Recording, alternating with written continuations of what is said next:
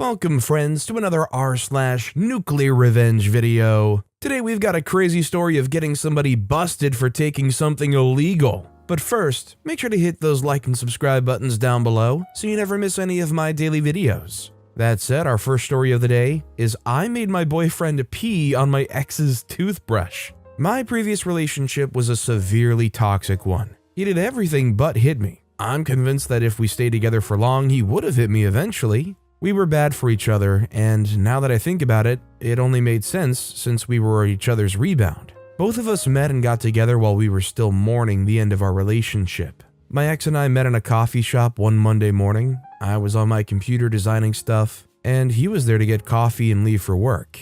I guess he worked in a bank or an insurance company because he was dressed in a black suit and tie. We made eye contact as he walked out. He smiled at me, I smiled back, and he left. Just as I turned to continue my work, he returned to the cafe, walked towards me and said, "You have a beautiful face." I thanked him in hopes that he would ask for my number, ask me out or something, but he didn't. He hurried out instead. I badly wanted a date at that time, so that was where my neediness came from. I had just gotten out of a serious relationship with my high school sweetheart at the time. It was a long-term relationship, one that lasted years, and I ached for that sort of relationship again. I was still dealing with my breakup and I badly wanted a replacement. The next day, he was there, the suit and tie dude, flashing a big smile at me. I of course smiled back at him and even added a wink. He still did not take my number or ask me out. I was irritated and promised myself to never smile back at him.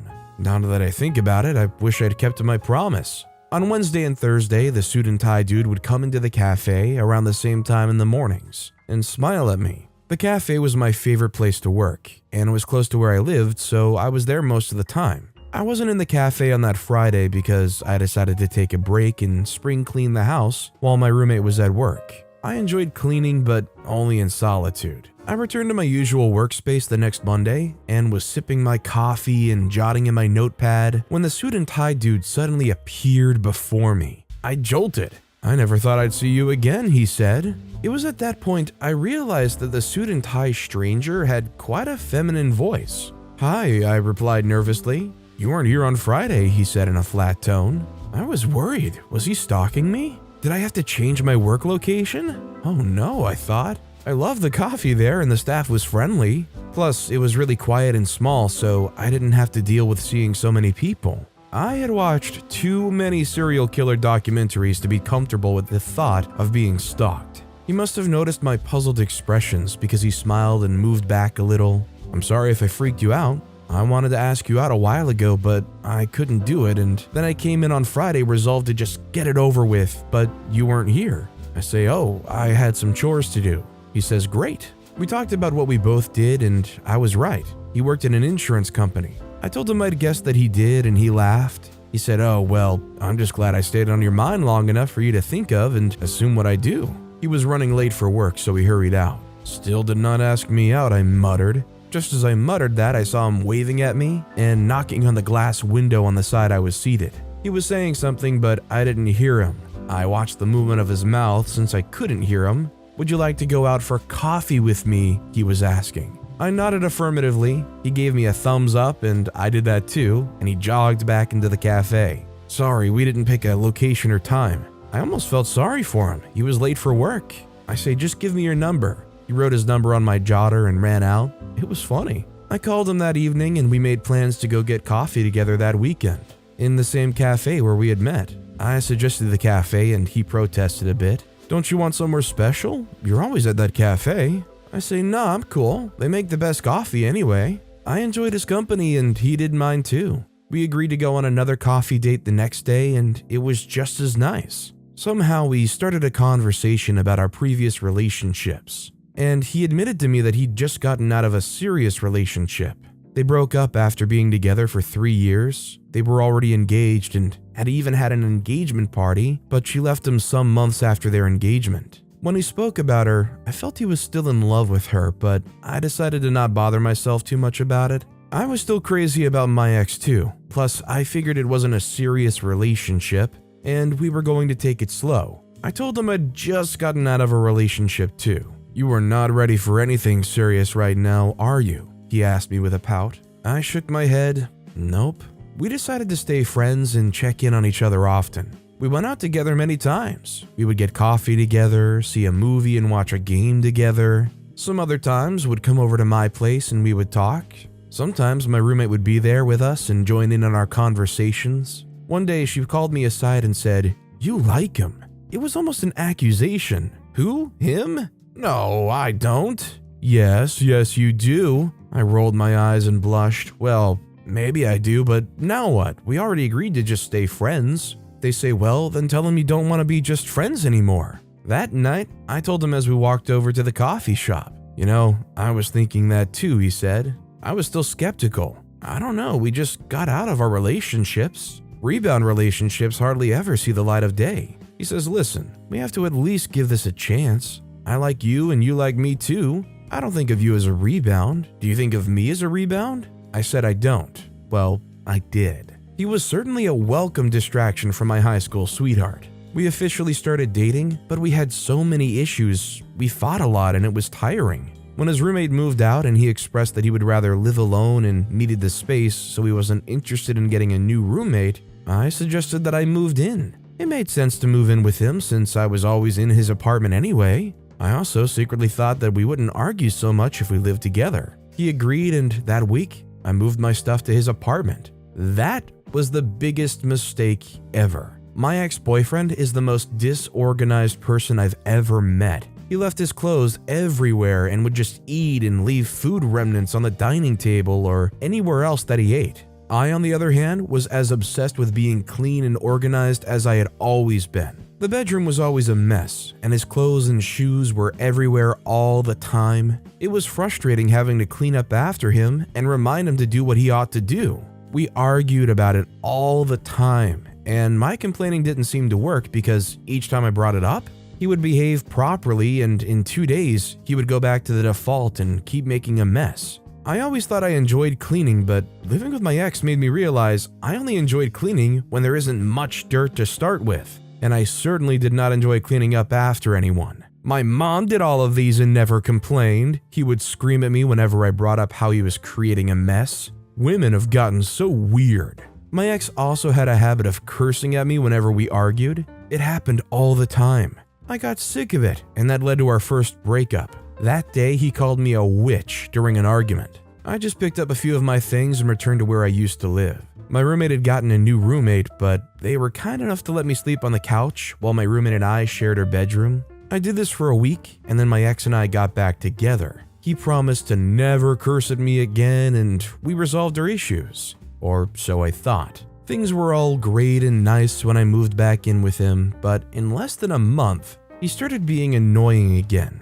He would start arguments, and if I wanted to leave, he would shut the door and make me stay in with him. Soon enough, the cursing continued, only that this time I would curse him back. Our constant fighting was too much for my mental health. I was constantly overwhelmed and could hardly concentrate on my work. My boss noticed and warned me about my unproductiveness and reluctance. Even the neighbors next door grew wary of our constant yelling.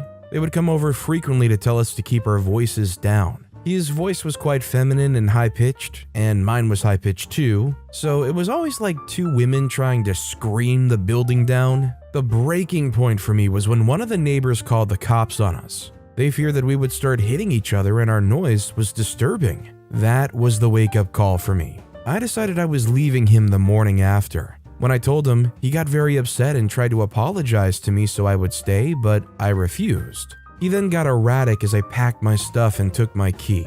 I couldn't take all my stuff, so I just picked what I would need and went back to my former apartment. My roommate's new roommate was leaving the month after, so she welcomed me to take back my room. All through the month, I kept texting my ex to ask when it was okay for me to come for my stuff. He would lie about not being home or just evade the question, and rather than reply, start begging me to return home.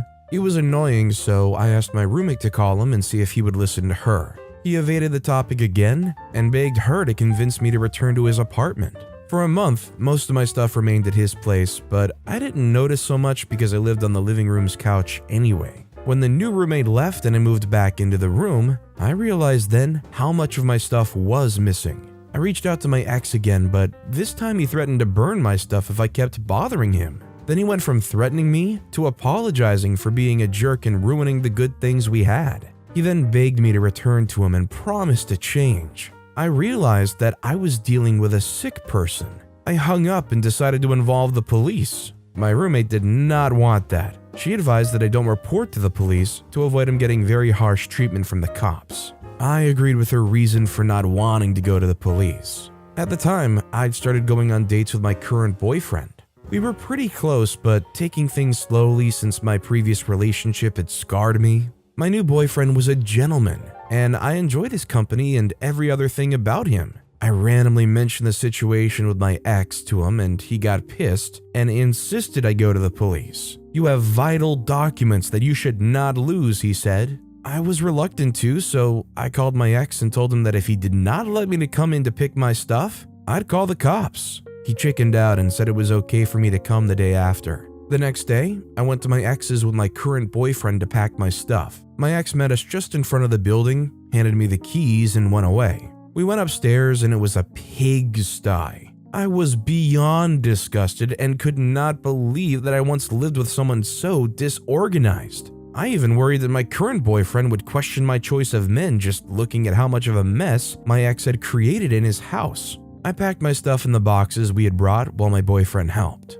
I started to remember all the crappy experiences I had under that roof. The yelling, name-calling, slut-shaming, and control. Not to mention the fact that he didn't let me come in to pick my stuff up until I threatened to involve the police. I was furious. I didn't want to leave like that without doing something to hurt my ex. So I thought of a petty plan. I told my boyfriend, and he looked disgusted. "Come on," I urged him. "You probably want to do it anyway." He said, "No, I don't want to take a leak on his toothbrush." I say, "No, I mean, you do have to pee, don't you?" They say, "Well, yeah." I say, "Then you can as well do it on his toothbrush." He agreed. My boyfriend peed on his toothbrush and shaving razor. I was so glad that he did that. My boyfriend didn't understand why it excited me so much. What my ex did to me was nowhere near what I had done to him, but it definitely made me happy knowing that my ex was brushing his teeth with someone else's urine in his mouth. So, for somebody that left you scarred, is this a revenge that you're gonna walk away feeling satisfied, like you got your payback and you can let it go? Also, ever since I learned the cold hard truth about storing toothbrushes in the bathroom and like what happens with particles, I always kind of pre-wash my toothbrush before I ever even consider putting toothpaste on it and putting it in my mouth. Is that normal? Does anybody else do that? Like at least rinse it off and brush the bristles off pretty darn good before I ever actually pop it into my mouth? I mean, it wouldn't be enough for this situation, but let me know what you guys think in the comments down below. And our final story of the day is boss steals my lunch, so I left him a special package. There was a time in my life when I thought that the worst people in the world were teachers. Then I got to college, and I decided that the worst people in the world were 2L students, still hanging out in college. Well, I'm out of college now and working in a company, and I'm sure I know who the worst type of people are. Bosses.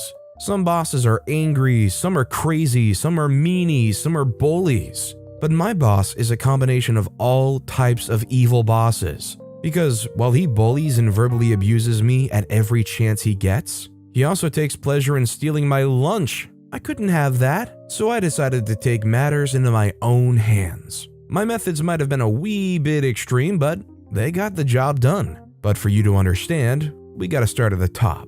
After I got out of college, I didn't try to go to law school because I didn't want to go corporate. Or at least this is what I tell myself and everybody else, but the main reason was that I was bad at academics. I struggled all through college, and I only graduated by the skin of my teeth. It didn't really appeal to me to go to law school, only to continue that struggle. I wanted to follow my passion, and that led me to video game streaming. But like all newbie video game streamers, I wasn't making any money. I didn't try to get a day job though, because then I wouldn't have enough time to play video games. Also, because I didn't want any part of the rat race. Instead, I lived in my mother's basement, ate her food, and played Call of Duty all day. Life was good, until one day my mom decided that she's had enough of my lazy butt lounging around her apartment. She wanted me to get a job, but I refused. I told her about my dreams, and even begged her to give me a little time, but she wouldn't have it.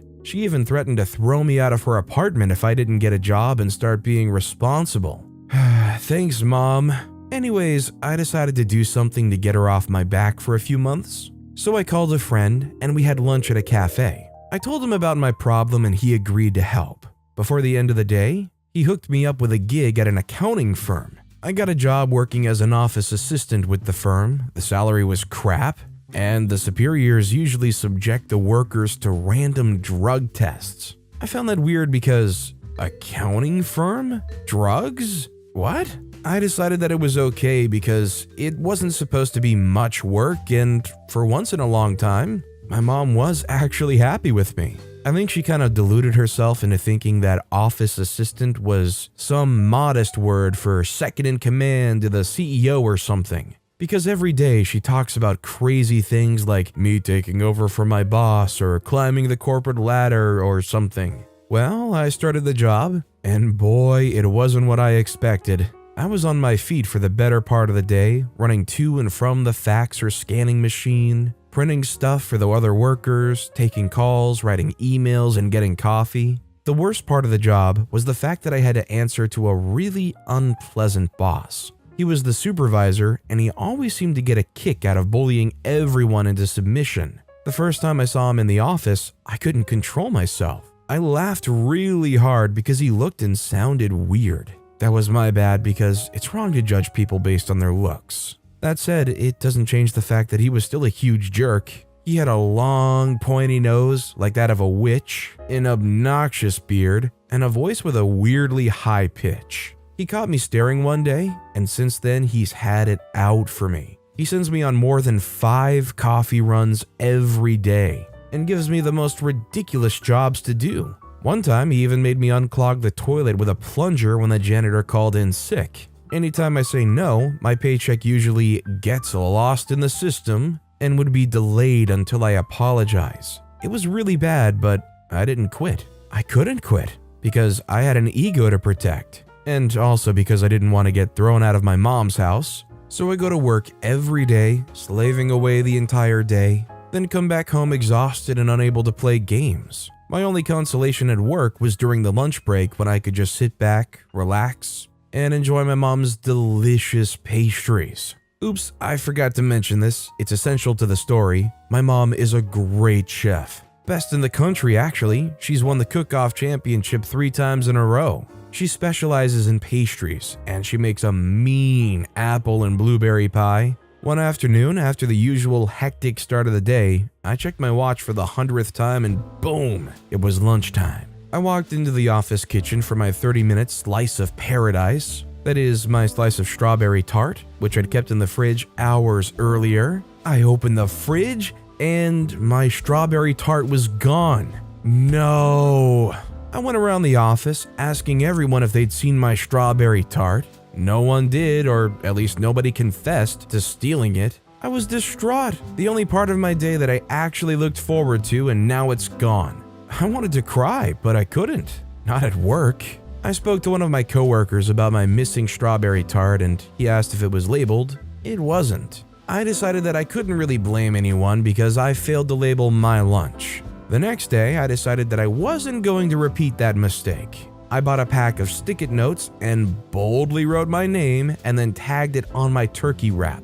But to my surprise, the same thing happened again. I got to the kitchen and my turkey wrap was gone. The thief did me a courtesy of leaving my stick-it note in the fridge though. This happened again and again for a few days till I decided that I couldn't take it anymore. I went to my supervisor and told him about the incident. He told me that it wasn't a serious issue that could be brought up to his superiors, and that I should be more careful about how I keep my lunch. I decided that I was going to find out who the thief was on my own. So one fateful day, I decided to go to the kitchen 30 minutes earlier. I left my duty post and snuck to the kitchen. I hid in a corner and waited out the time. 15 minutes before the lunch break, my supervisor walked into the kitchen. I was initially scared because I thought he was coming to bust me, but to my surprise, he opened the fridge and went straight for my chocolate croissant. He peeled off my sticky note with a smug smile on his face and put it back into the fridge. I couldn't confront him because I didn't know what to say. Also because it wasn't lunchtime and I shouldn't even be there. Instead, I watched in agony as my chocolate croissant was being devoured. He finished with the croissant and went for my apple juice, and he drank that too. When he left, I went back to the office and told the coworkers what I had seen. They laughed at me. One of them even said that they knew it was the supervisor all along. Turns out he does it to every new employee. He steals their lunch till the firm employs a new worker and he moves on. I decided not to make a move and just be patient till the firm hires a new someone. How long could it take? Not long apparently, because just after a few weeks, the firm hired a new accountant. She was slim, tall, and sexy. She had beautiful eyes. Okay, not important.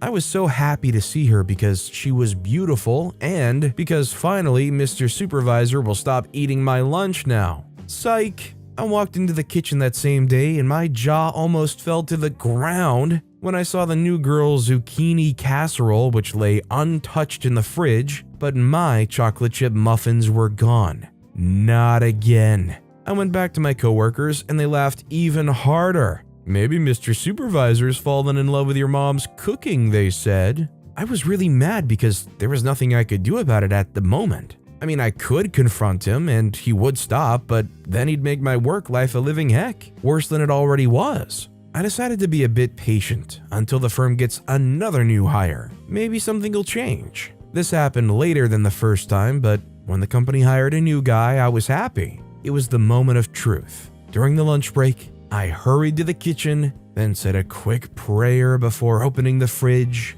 To my utter dismay, the new guy's hamburger lay uneaten too, while my chicken wings were nowhere to be found. That was the last straw. I couldn't take it any longer. I had to do something. While I took a cab home, I brainstormed ideas on how to stop Mr. Supervisor from stealing my meals, and I got some really good ones that would guarantee me getting my lunch back. But I wanted something different. One hit that'll make sure he never repeats his sick habit. I was still thinking about ideas the next day when I got called up for an impromptu drug test. That's when I got my idea. I was gonna make Mr. Supervisor fail his impromptu drug test. But how? I didn't know how to go about getting drugs and talk more about getting him to use them. I literally know nothing about drugs. This might come off as weird to some people, but it's true. Back in high school and college, I never did drugs, not even once. Why? Well, because during my years as a junior high student, I used to go to school with my group of friends on my bike, and we usually went past a corner where a homeless guy lived. He used to look really shabby and sickly. One time we went past that same corner, and he wasn't there. Later we learned that he died. When I asked my parents why he lived like that, they told me his life was ruined because of drugs. Since that time, I vowed to never use drugs ever, and that fear of living a sad and sickly life made it easy for me to keep that promise to myself. Anyways, back to the story, I had to reach out to one of my old college buddies who knew a lot about drugs. I needed advice on how to get the drugs and how to use them. I told him the drugs were for me, of course. I was paranoid at the time and didn't want anything blowing back on me. He didn't believe me, so I eventually had to tell him the truth. He laughed at my plan and decided to help me carry it out, since it was, in his words, all good fun. That same day, he called me at night and told me to come over to his place to pick up some very special cookies the next day. I got to his home an hour before I had to get to work, and he passed me a paper bag. When I opened it, I was somewhat disappointed to see that I came to his place for cookies. Cookies! Which didn't look or smell a bit as good as my mom's. Eventually, he told me it wasn't just cookies and that it had been baked with marijuana. One bite of the cookies would send anyone off the deep end. I was skeptical about the effects initially because they looked like ordinary cookies, but what the heck? I thanked my friend and gave him my homemade chocolate donuts as payment and made my way to work. As usual, I got to work and dropped my lunch in the refrigerator, then went about my daily routine. A few minutes to lunchtime, I watched Mr. Supervisor go into the kitchen and then come out. He seemed pretty normal to me, but I had to go into the kitchen to check if he actually ate my lunch. He did. He ate every single cookie in the paper bag, leaving the stick-it note in the fridge. I went back to my desk watching the supervisor from afar as he did stuff on his computer. A couple of minutes later, just when I was about ready to accept that the cookies were just the normal type, the supervisor burst out laughing at something on his computer. The whole office went silent, and heads turned to look at the supervisor. He didn't stop. He just laughed harder, clapping his hands. He stood up, still laughing, and called one of the junior accountants. When the guy came closer, he showed him what he'd been looking at on his computer. The guy peered into the supervisor's computer, then gave him a weird look. When he walked away, I asked him what the supervisor had been looking at. It was a freaking typo on a document file. I watched in awe as the supervisor walked around, talking to the other employees about his wife and how bad her cooking was. One time, he even walked to the vent and farted into it. It wasn't even funny, just sad and disgusting.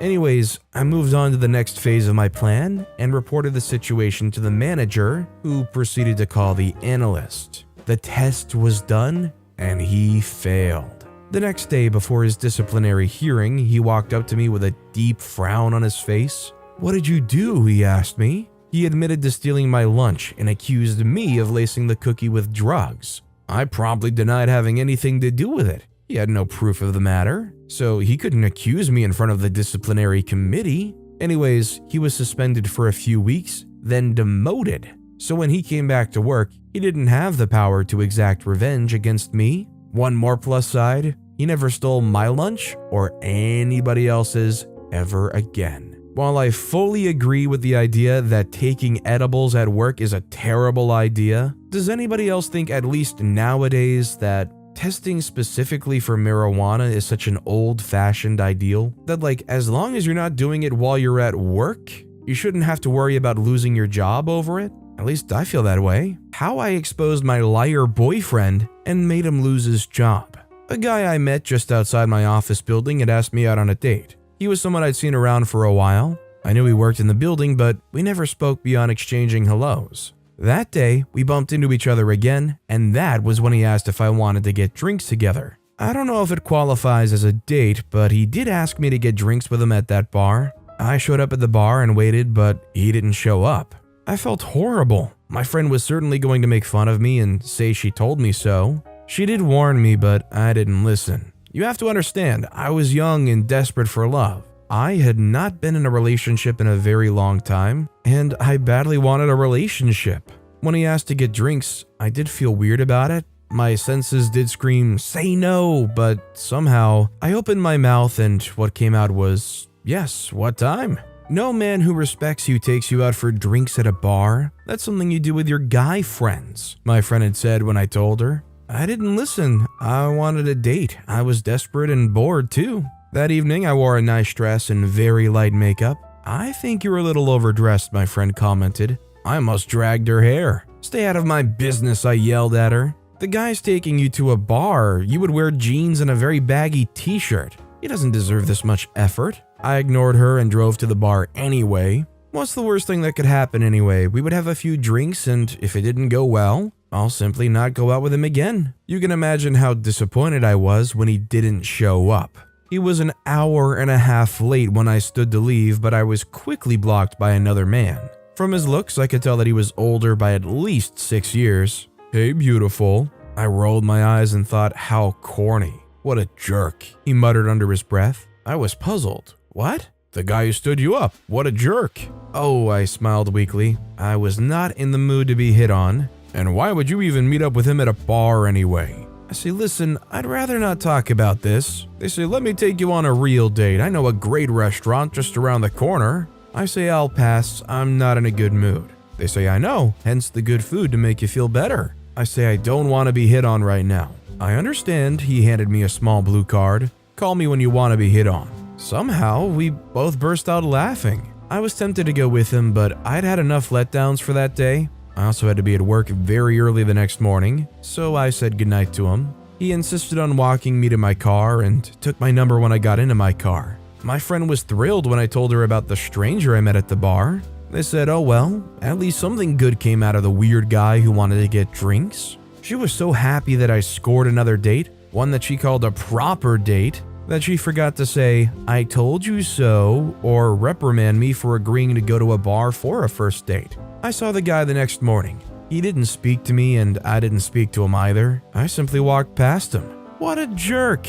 I wasn't too bothered anyway since I'd scored a date with a total gentleman, so I better not think too much about this idiot. My date with the gentleman went very well. First, he came over to my apartment and drove us over to a nice and expensive restaurant. He made me laugh all through the drive there and was very attentive to my feelings. When we got to the restaurant too, he ordered the finest food and wine. It was nothing like any date I'd been on before. He blew my mind. We talked about virtually everything and he was so open and honest. We went from career to love to our childhood. He managed a popular female artist and was earning well. He got married when he was 23 but divorced 2 years later. He said he and his ex-wife were young and stupid, so they had a lot of fights and messed up their marriage. According to him, he doesn't have any children, but his sister has 3 boys from her marriage, and since he was widowed, he became the boys' father ever since their father passed. I in turn told him about my dream to own a fashion store someday, where I can create my designs and bring them to life and have the designs carry my name.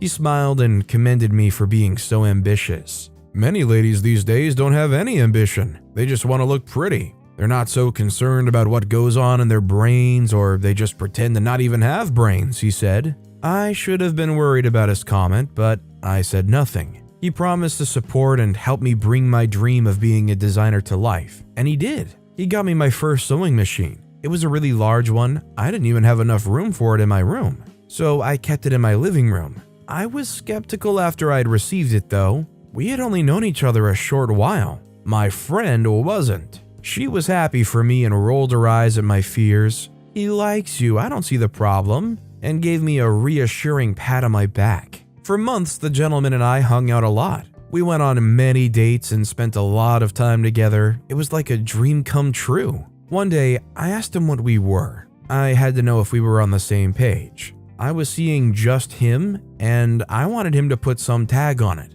I don't know, what do you want? He asked me. I know that I want you, he replied. I said, well, I want you too, and I'm not seeing anyone or anything. They said, good, because you're my girlfriend. I beamed and we kissed. It was the best relationship ever. We didn't have any serious issues. We just had fun and enjoyed each other's company. More months into our relationship, I asked him about marriage. I don't believe in marriage, he said with a shrug. I said, what? He said, I don't. He went on to tell me about how his first marriage damaged him. We were good before we got married, you know? I think marriage puts too much pressure on the couple, so I decided I was never going to do it again. I sighed. I wanted to get married, but I didn't particularly feel strongly about it. He said, you can move in with me if you want. Enjoying your partner without involving the government's a lot more fun. I agreed with him, and some months later, I moved into his large apartment. Before I moved in, I worried about his secrecy. For instance, he wouldn't let me meet the artist he managed. He said he wanted to keep his professional life away from his personal life. I had never met his sister, nephews, or any of his friends, and it bothered me. But I decided not to think too much of it. He would do it in his own time. He hadn't met my family either anyway. I was estranged from my mom, but my dad and I communicated regularly. My half-siblings knew about him, but I never officially introduced them, though I planned to. When I moved into his house, it was bliss. Life became so much easier. I had a private space in the house where I design and sew. He traveled a lot though, and that was a problem for me. In our first year of living together, he was away for nearly 6 months in total. While I didn't like the arrangement, I was supportive because he'd warned me anyway that he was a very busy man. Very often, I organized parties for my friends and coworkers since I was bored. I also had these parties to reveal my design prowess and showcase my designs to my guests. I had a fun-filled year, and I felt fulfilled since I didn't have to give up my dreams so I can make money to survive. One day, my friend stopped by my house looking very uneasy. She didn't tell me she was coming, so I thought she was probably in the neighborhood and had an emergency of sorts. Hey, I was happy to see her, but soon knocked a smile off my face when her frown deepened. What's wrong? She walked in looking around the living room. Where's your boyfriend? She asked in a whisper. I say, oh, he's out of state. There's a concert and he has to be there. She sighed and sat on the couch, still looking worried. Okay, what's going on? You're scaring me and that's not good for the baby. She looked alarmed. What baby? I smiled. Me, I'm the baby. She took a deep breath. She says, "Honey, I just saw your boyfriend at the hospital with a pregnant lady." I say, "What hospital? He's not even in town." "Girl, you must have seen the wrong person." They say, "No, I'm sure it was him. She was heavily pregnant, and he was all over her as though he was the baby's father or something." I shook my head. "No way. My boyfriend's not even in the state." My friend had no reason to lie to me. We'd been friends for years and I trusted her very much. She's never given me a reason to doubt her love for me and her devotion to me. Also, she never lied and hardly gossiped. She just went on with her business and only talked about what she was certain of. I was sure that she had seen someone who looked like my boyfriend. She may have rushed over to tell me in good faith, but it wasn't my boyfriend she saw. "I know you're worried and I'm grateful that you care, but my boyfriend's been away for 2 weeks now. We speak every day and night too. I would know if there's a whole woman out there who was carrying his baby." My friend reminded me about when I'd complained to her about not meeting his family or friends. Maybe this is what he's hiding.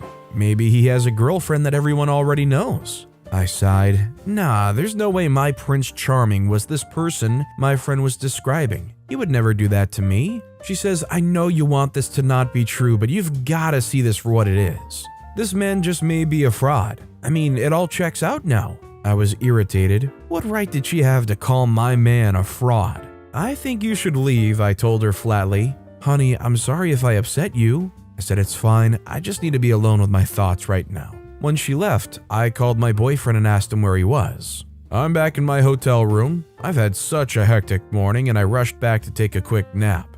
I didn't ask him about what my friend had told him. I figured there was no point asking. If she did see him, he was going to lie about it anyway, and if it was a lie, it may start to look like I didn't trust him. So I decided instead to do my research. I remembered him mentioning that his sister owned a pastry shop outside the city. He had even mentioned the name once. I remember it well because she had named it after the wild animal, and he thought it was funny. I decided to visit her shop.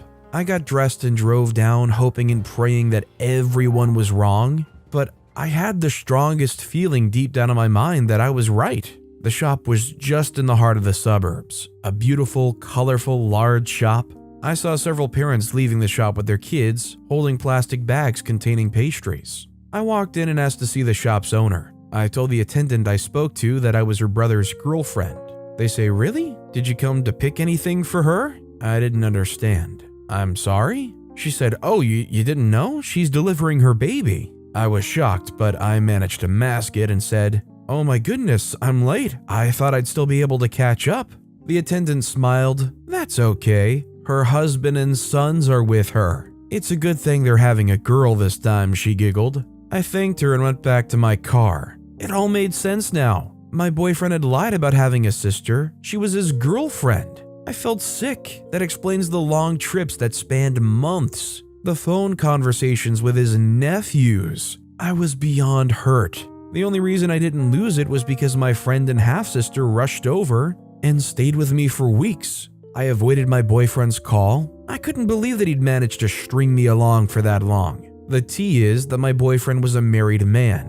His nephews were his sons and his sister was his wife. The artist he worked for was his sister-in-law. I made a photo collage of my boyfriend and me together with a short note explaining what had happened. With the help of my sister and friend, I mailed it to his wife's address. I didn't hear from her or my boyfriend. At the end of that year, I was all ready to move out of the apartment my boyfriend and I lived in when I received a letter in the mail from his wife. She had separated from him and her sister sacked him. She admitted that it was not the first time he's cheated on her and wished me well. I mean, I can only imagine the shell shock it would feel to discover that you're in this position. If you found yourself in a position like this, would you be wanting to drive right down to the hospital yourself? Would you be able to be restrained enough to just write a note and ship it off and let it go? Or would you be blowing up? Let me know in the comments down below. And our final story of the day is how I got back at the ex who tried to steal my friends. Before you say I'm mean or call me nasty names, he started it. I think what I did to him was nowhere close to what he did to me. My ex-boyfriend and I worked together for almost 2 years on a contract job. His company hired my company for the job, and we were always at the forefront of communicating with each other on behalf of the companies we worked for. One day, after we had a brief lunch meeting with 2 other colleagues, one of his and one of mine, he called me aside and asked if he could take me out for lunch sometime. My boss was quite strict and would warn us about dating people from companies we worked with, so I refused. I never really saw him as a potential date. He was cute, granted, but I was never attracted to him in that way. The colleague I went to the meeting with, who was also my best friend and roommate, would gush about him all the time, but I never saw him in that light. I told my friend on the ride back to the office what he had asked me when he called me aside, and she went green with envy. "Girl, I'm so jealous right now." I said, "Why? Do you like him or something?" I rolled my eyes at her. "You know you're getting married in 3 months, right?" She said, "What? No, shut up, I don't like him, but he's such a cutie." "I always knew he liked you anyway. His eyes light up when he sees you. When's the big date?" "Date?" I told her I said no to him, and she gasped. "You did what? Oh my goodness, do you know what we're going to do? We're going to call him and you're going to tell him that you were joking and that you'll go out with him." I said, "Heck no. There's no way I'm eating where I crap." I meant that. Dating someone I worked with was a huge no for me. I just would not do it. I feared it would affect the quality of my work, and my boss finding out about it would put me in big trouble. My best friend was annoyed that I would not date the cute dude we worked with. The thing was, my best friend was engaged at the time. We'd been friends for a very long time, and we would joke about getting married to our husbands on the same day. While it was mostly a joke, my best friend badly wanted that to happen for us, but she was engaged and I hadn't even gone on a single date months before that. Since the cute dude asked me out, I started to see him differently. He was a cute dude and was very polite and carried himself so well. I started to develop a crush on him, but he was still someone I worked with, and my job was still at risk, so I didn't ask if the offer to go out together was still open. When we were done with the job, I contemplated asking him out since we no longer worked together, but I was too shy and had never asked a guy, so I didn't do it. One day, however, my friend group and I were hanging out at a coffee shop and I saw him. My friend group was my best friend's group. They all went to college together and hung out a lot, so when I moved here, my best friend, who was my neighbor growing up, introduced me to them. There were 6 of us and I was the quietest, reserved one. To be honest, I never really felt like they wanted me there. I didn't think they would be friends with me if my best friend wasn't an important part of the group. I wasn't cool like them. I've always been a nerd of sorts, and while my best friend worked in finance like me, she had other fun interests. I just wanted to manipulate numbers. They were good friends to me though, and we hung out very often and had a Facebook group where we sent funny stuff to one another and made plans. Anyway, that day, I saw my ex-fiancé and walked over to say hello after much prodding from my friends. There, we made plans to go on a date, and we went out together very often after. For some reason, he didn't like my friends. He would complain about them and express that they were too much. I liked him, but I also liked my friends very much, so I figured the best way to get him on board was to make him hang out with us often. He agreed to get to know them better, and soon enough, he became one of us. The group liked him and even added him to our Facebook chat. He was nice to them in their faces, but as soon as we were alone or conversing on the phone, he would go on and on about how one of them was this and another is that. It was annoying hearing him talking about my friends like that, but I tolerated it. In hindsight, I realized I was just desperate for love. I hadn't been in a relationship in a long while, and before we started dating, I hadn't been on a date in months. My best friend was getting married, and I felt I needed to make some changes to my love life too. Perhaps if I'd been a little patient, I would have never have been so eager to introduce him to my friend group and ruin everything for myself. One big problem my ex-fiancé and I had was that he was threatened by nearly everything about me. Even hanging out with my friends without him bothered him. He was insecure, and because I liked him, I did all that I could to assuage his fears, but it did nothing for him. He only got more insecure each day. Things got a lot worse for him when I got a promotion at work and revealed how much my new pay was to him. The promotion wasn't a huge deal to me because I'd worked my butt off for it, but he was not excited about it at all. He became quite passive-aggressive. He would be unnecessarily sarcastic while we were conversing. He interrupted me more often and would blatantly refuse to chip in financially. One day, he insisted that I pay for pizzas we ordered for our friends group. "You earn the money and wear the pants anyway," he retorted. It was petty and unnecessary. I confronted him later that night, and he claimed that he was joking, but I still wasn't satisfied. It was not the first time he had made a weird retort centered on me earning more. It was silly, and I started to feel like he resented me for making more than he does. "You're being ridiculous. You only make a couple of dollars more. Why would I resent you for that?" I say, "Well, your attitude says otherwise." They say, "I don't care how much you make or any of that nonsense. I'm not some weak, Stone Age man who thinks he should make more than a woman just because he owns a you-know-what." I told them, "You sound like you're trying to convince yourself about that." They say, "Why can't you just believe me?" I say, "I want to, but you don't make it easy to do that." I felt bad about his behavior and wanted to tell my best friend about it, but I somehow just decided against it. She had just gotten married and was gone away on her honeymoon. I didn't want to disturb or bother her. I was contemplating leaving him to be by myself for a while and went into the bedroom to tell him when I caught him putting something away. "What is that?" He just said something incoherent and changed the topic. Of course, I checked the drawer when he left and found the ring. He was going to propose to me. I was happy, but at the same time worried because I didn't know if I could deal with his constant insecurity. That weekend, he had a small party in the house and invited our friends. There, he proposed and our friends were glad. As I applied my night cream that night, it dawned on me that my ex-fiancé did not have his friends. It was just my friends at the small party he organized. I realized too that my friends had now become his friends. We didn't break up until 2 months after we got engaged. Out of nowhere, he started accusing me of secretly dating my coworker. I was offended because the coworker and I weren't even close. Our relationship was purely professional, and whenever he called, it was about work. I was shocked about his accusation because I wasn't even friendly with that coworker. If not for my best friend who's quite the extrovert and carries me along in our conversations, everyone at work would hate me because I was quite awkward and too serious at work. After the first time he accused me, I would put this coworker on speakerphone just so he could listen to our conversation and see for himself that it was just working we spoke about. He kept going on and on about it anyway. We could be having a conversation, and this coworker would send an email, and my ex-fiancé would immediately leave. I didn't like the fact that he didn't trust me, and when I mentioned this to him, he didn't even try to listen to me. I ended our engagement immediately. I expected that things may be quite awkward in our group since we'd broken up, and my ex had become their best friend too, but it was even worse. My friends simply cut me off. Even my best friend stopped communicating with me. I noticed that everyone in our friendship group started avoiding me. They all went out without inviting me. I only saw pictures of them on their Facebook.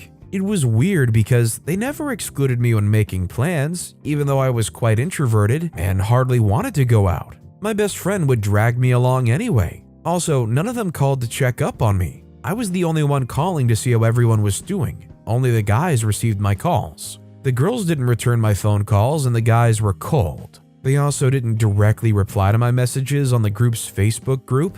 Only my best friend ever replied to my questions. I reached out to my best friend via phone call to see how she was doing, but her response was so off. She replied to me in monosyllables and just got off the phone as soon as we were both quiet. It was awkward, and I was surprised that my best friend would respond to me like that. Since she was the person I was closest to in our group, I drove to her house to talk. I had had enough of the silence, and I wanted us to talk about whatever was going on. It was bad enough that my fiancé and I had broken up. I didn't want to lose my best friend too. Her husband answered the door. He said, "I'm sorry, but she would rather not talk to you right now." I said, "Well, why? What is going on?" He said, "Maybe ask her." "Sorry, I have to go." He slammed the door in my face. I went home feeling extremely sad. That night, I kept wondering why my friends would treat me in that manner, but it started to dawn on me that my ex probably badmouthed me to my friends when I realized they were still hanging out with him.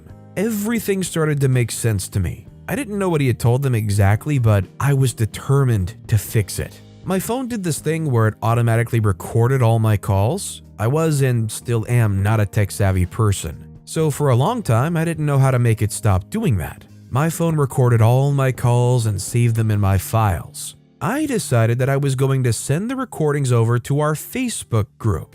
Luckily for me, the recordings weren't hard to find. I hardly made any calls. I didn't even like making calls and would rather someone texted. And most of my friends and my mom knew this. The only person I spoke with over the phone for long periods was my ex-fiancé. I found the recording of him telling me that my best friend was too loud and that he thinks she's the one who wears the pants in her marriage. I also found the one where we called everyone in our group loud and asked why I was hanging out with a bunch of noisy people, and said everyone needed therapy because we were all mutually dependent on each other as opposed to being interdependent. Funny how he thought of himself as some therapist, but he couldn't diagnose himself of chronic insecurity issues. When I went on the Facebook chat, I saw that they had all gone to the beach together and spent the whole day there. They were conversing about how it was a great idea, and my ex was being all chummy with everyone. I contemplated sending it because I wondered if it mattered. These people who I'd been friends with for a while didn't even bother to ask for my side of whatever story my ex told them. So they weren't my friend. I chose to send it anyway. I was not going to let my ex continue to enjoy being friends with them. I had to get back at him for whatever he'd said to them.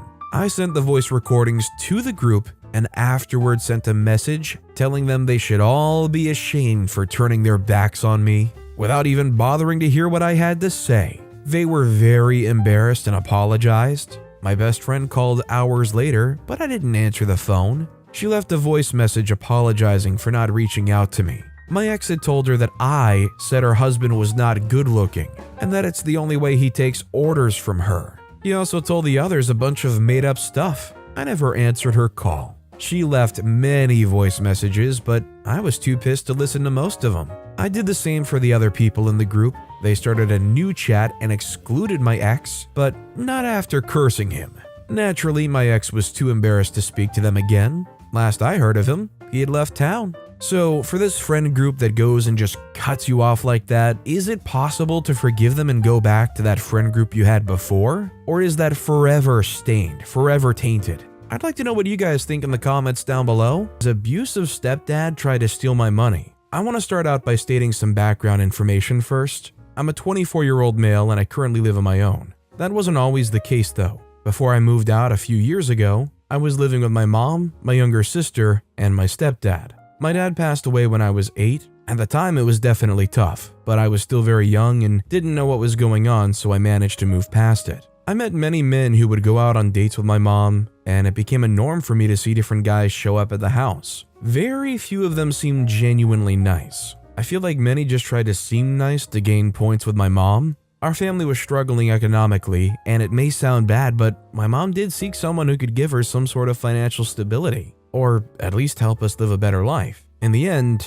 can you really blame her? It wasn't until I was around 16 that one guy finally stayed around for a longer time. His name was Jerry, fake name for obvious reasons. The first time he came around our house, I was slightly surprised. He looked a lot older than my mom at the time. We spent the day with him and he seemed nice. Nothing out of the ordinary though. He started showing up more often as time went by until we eventually moved in with him. We had visited his house before and it was crazy. He clearly had a lot of money under his name. A pretty big house with many commodities. I found it funny though, that when we moved in with him, I and my sister actually had to share our room. I wasn't upset or anything. After all, we barely had any money, and what Jerry was doing for us was huge. But putting two teenagers in a shared room, despite the fact that the house was so big, just seemed odd to me.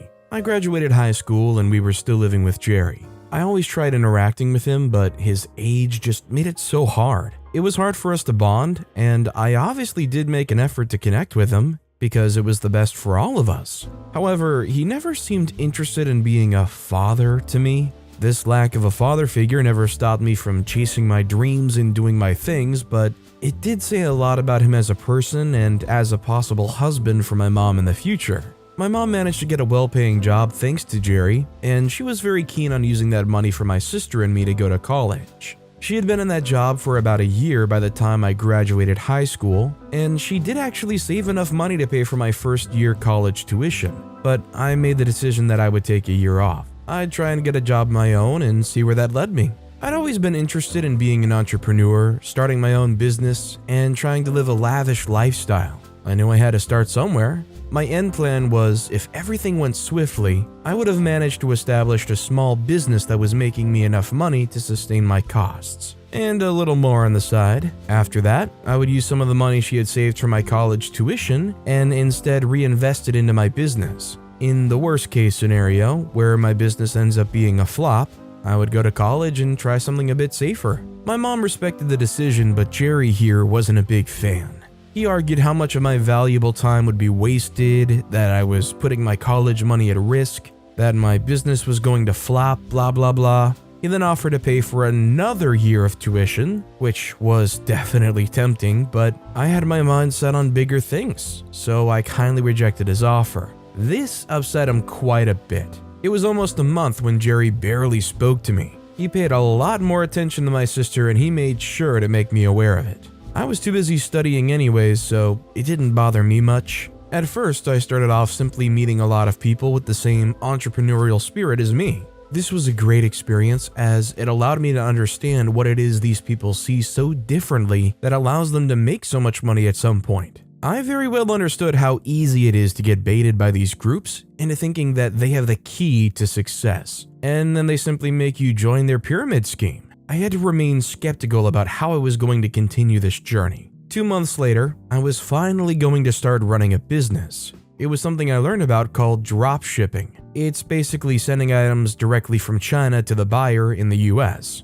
I chose this because it allowed me to start with a low budget, as my job was basically just running the ad campaign in my shop website and making sure that the products were being properly delivered to the customers. I started with my savings. I was already down around $350 by the time I was starting and had yet to make a profit. Jerry wasn't too happy at the fact that I'd spent such an amount of money and still 3 months after graduating had made zero profit. He was aware of the fact that the business was just starting, but he still decided to ignore that entirely. Because of this, I decided to keep all my spending and profits to myself. That way they couldn't judge me based on how much I was making or losing, and instead they should just be happy that I was putting effort into something good. Fast forward another 2 months and I was finally in the positive. I'd made back the money I'd spent and was finally starting to make some profit. It certainly wasn't much, but it was good to see that I was finally starting to pick up some momentum and my work was paying off.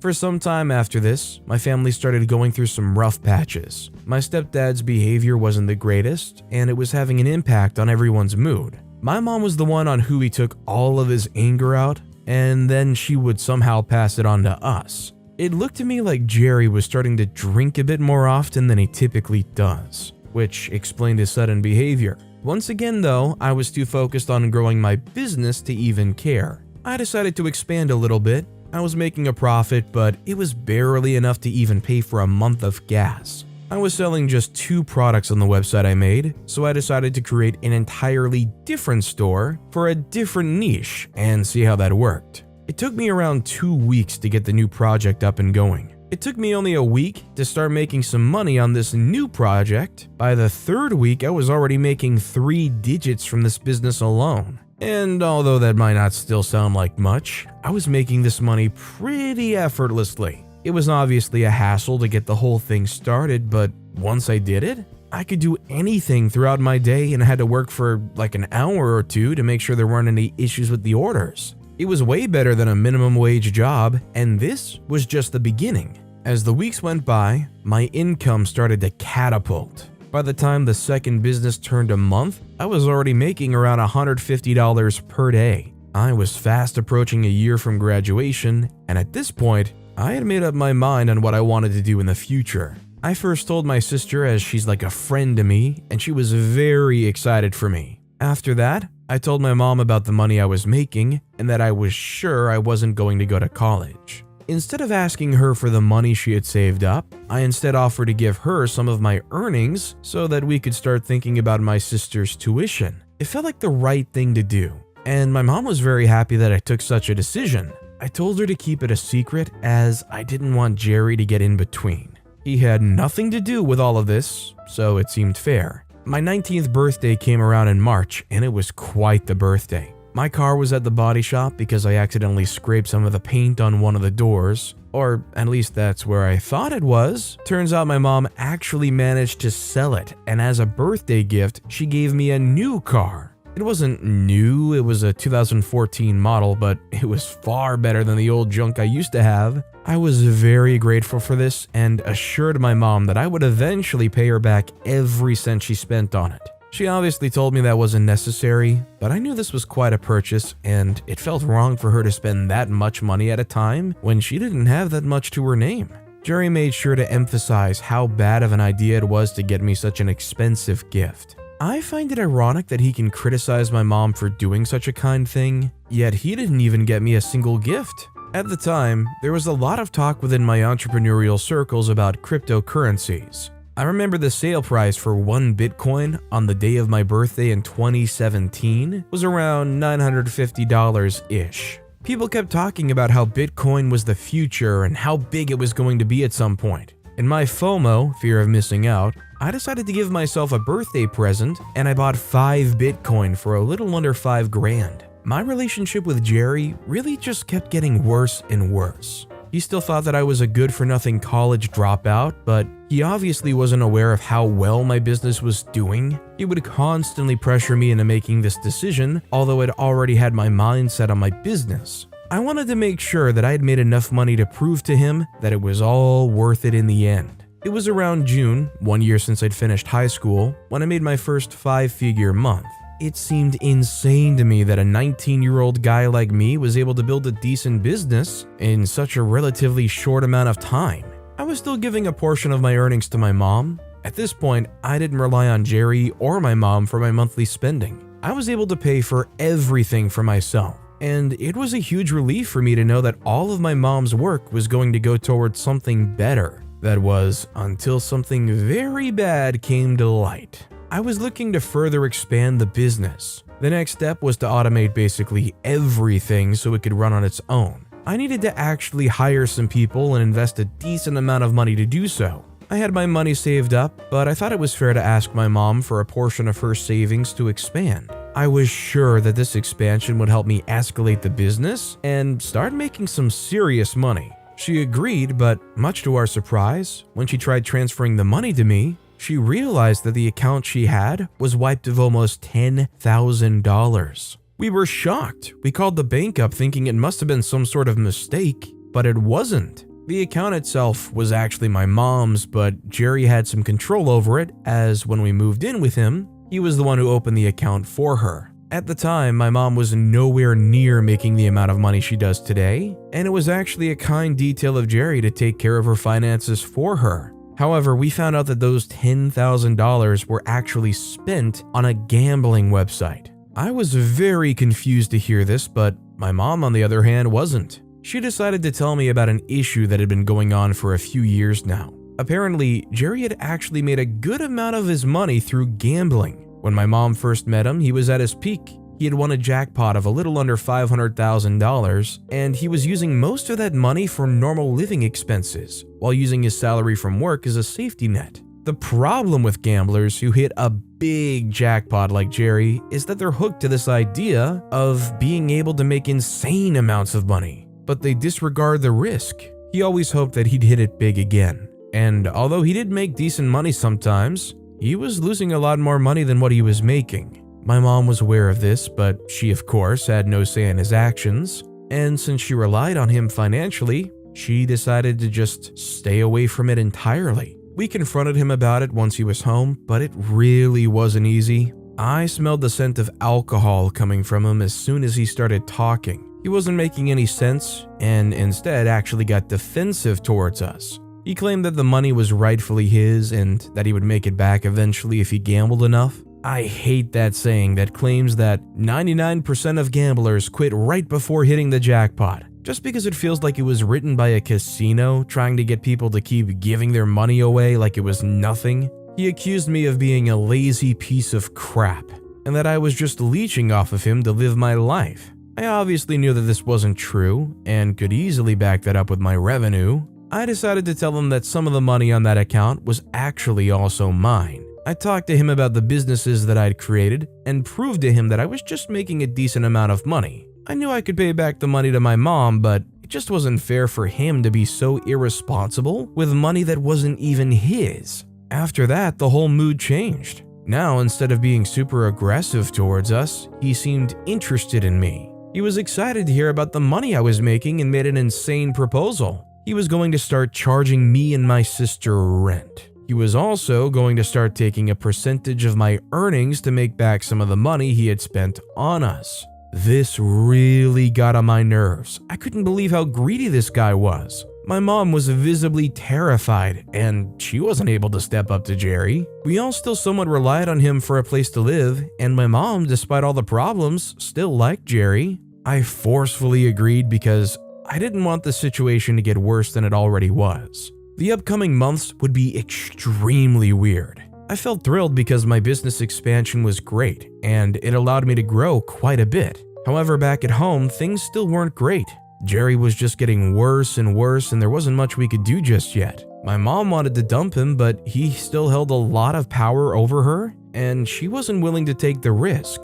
I contemplated the idea of moving out with my mom and my sister, but when expressing this to Jerry, my mistake, he threatened to physically hurt my mom. We had no clue how Jerry was earning any money. He suddenly stopped going to work. He'd be home a lot of the time. Random items suddenly started disappearing, such as my mom's handbags, some of my sister's clothes, and an old PC of mine. Whenever Jerry did in fact get back home, he reeked, as he had clearly been drinking. We eventually assumed that he was going through a crippling gambling addiction. It was clear that there was no way we were going to let this man sink us with him due to his insanely irresponsible actions. It wasn't until November of the same year, when out of absolutely nowhere, I was reminded of something very important. Bitcoin was rising at an insane pace. And as you may remember, I bought 5 of those for a little under $5,000. The price at the time was something around $8,000 for 1 Bitcoin. I consider this to be a blessing and decided right there and then that it was safe for us to move out somewhere else. I told my mom and sister about it. Fast forward another month, and Bitcoin price raised to a whopping $11,000. We moved out to a different city just so he couldn't get a reach of us. We even considered moving to a different state, but we didn't think Jerry would be able to get even near us considering the mental state he was in. I sold all 5 of my Bitcoins for a massive $50,000 profit. Moving on to the present day, I now live alone. My sister's still living with my mom. My business is still doing great. I actually have a rather large company and my mom gets to work with me, so that's a huge relief. I offered my sister a place at the company, but she was interested in pursuing something completely different in college. Fair enough. Now, Jerry, I have no clue what that guy's been up to. Before moving out, I decided to leave him $10,000, probably the same amount he ever spent on us. I didn't want to carry that sort of guilt on my back, but seeing that he hasn't tried contacting me or my family for a couple of years now, it's safe to say that he probably gambled all the money I gave him. He really doubted me for so long, and yet he's the one who destroyed his entire life. Honestly, for OP's sake, I'm just glad it's not one of those situations where OP's mom had just grown a little too attached to this person or was a little too afraid of leaving this person, who, to be fair, for most of their relationship had a very serious stranglehold on the power dynamic. Do you guys think OP was foolish to leave them that $10,000? Or do you think maybe it was good bait for them to just take it and leave? I'd like to know what you guys think down in the comments below. That said, our final story of the day is I found out my boyfriend was cheating on me with my sister, so I get them back. I have never, ever thought I would be telling this story on Reddit of all places, but since I've been seeing everyone share their revenge stories, I got a little inspired, so I thought I would share mine. A little backstory first. I was born into a broken family, and my father was a drug addict. My mother, on the other hand, was the kindest, strongest woman I know. Fortunately, they separated just after the birth of my younger sister, who was only younger than me by a year. Despite that, my sister got everything from dad except for her looks. Now, the thing is, my father was a horrible person. Even before he became an addict, he was an arrogant, selfish jerk. He also cheated on my mom multiple times while she was pregnant with me and my sister. He was so horrible to the point that when he left, my mother said it was the happiest day of her life. She continued raising us all by herself, while my dad went to God knows where. And you know what? I've never even missed him. 18 years later, and my sister and I are all grown up, and the thing is, we've never really been that close. We fought a lot when we were younger, but it was all usual sibling fights. As we grew, we fought less and less. and we were able to coexist as all siblings do, and though I didn't express it all the time, I did love her. Here's where it all goes down though. In my senior year of high school, I started dating one of my classmates. He had just transferred during that year and said he liked me immediately and asked me to go out with him if I was interested. I gave the guy a chance. It goes extremely well, and just 2 months later, we were officially dating. He was sweet, would treat me to lunch, take me to places, and was just a great boyfriend overall. We continued to date through our first year and second year of college, and he comes over to our house pretty frequently, and my mom even lets him stay the night. It came to the point that he would come here even when I wasn't, and I thought nothing of it. I was even glad that he felt so comfortable there. One day, just a month before our anniversary, I texted him that I would be home later than usual because I still had something to do in school. Since we usually go home together, he asks me what time I think I'll be home, and I said, probably after dinner, so he can pick me up then. He agreed. Fortunately, I managed to finish earlier than I thought, and instead of texting him to pick me up, I decided to surprise him by coming to his house, since it's been a while since we spent time together and I missed him. When I got there, his sister was visibly confused and immediately asks me what I was doing there. I told her that I was there to see her brother, and she becomes even more confused and said, he told me he was coming to your house to see you though. He left hours ago. I quickly turned around and went home. Our houses were only 15 minutes apart from each other, so I got there quickly. I come home to find his bike outside. By the time I got up the stairs, I hear it. Moans, female and male. The male one sounded particularly like my boyfriend. Tears immediately flooded my eyes. I didn't even need to see to know it was him. My boyfriend of almost 3 years, doing it with my sister. I yanked the door open. I stood there as my now ex pushes her off of him. He started with the excuses, but I wasn't listening at all. He leaves and I was left with my sister. I couldn't even look at her. I stayed downstairs calming myself down until my mom came home from work.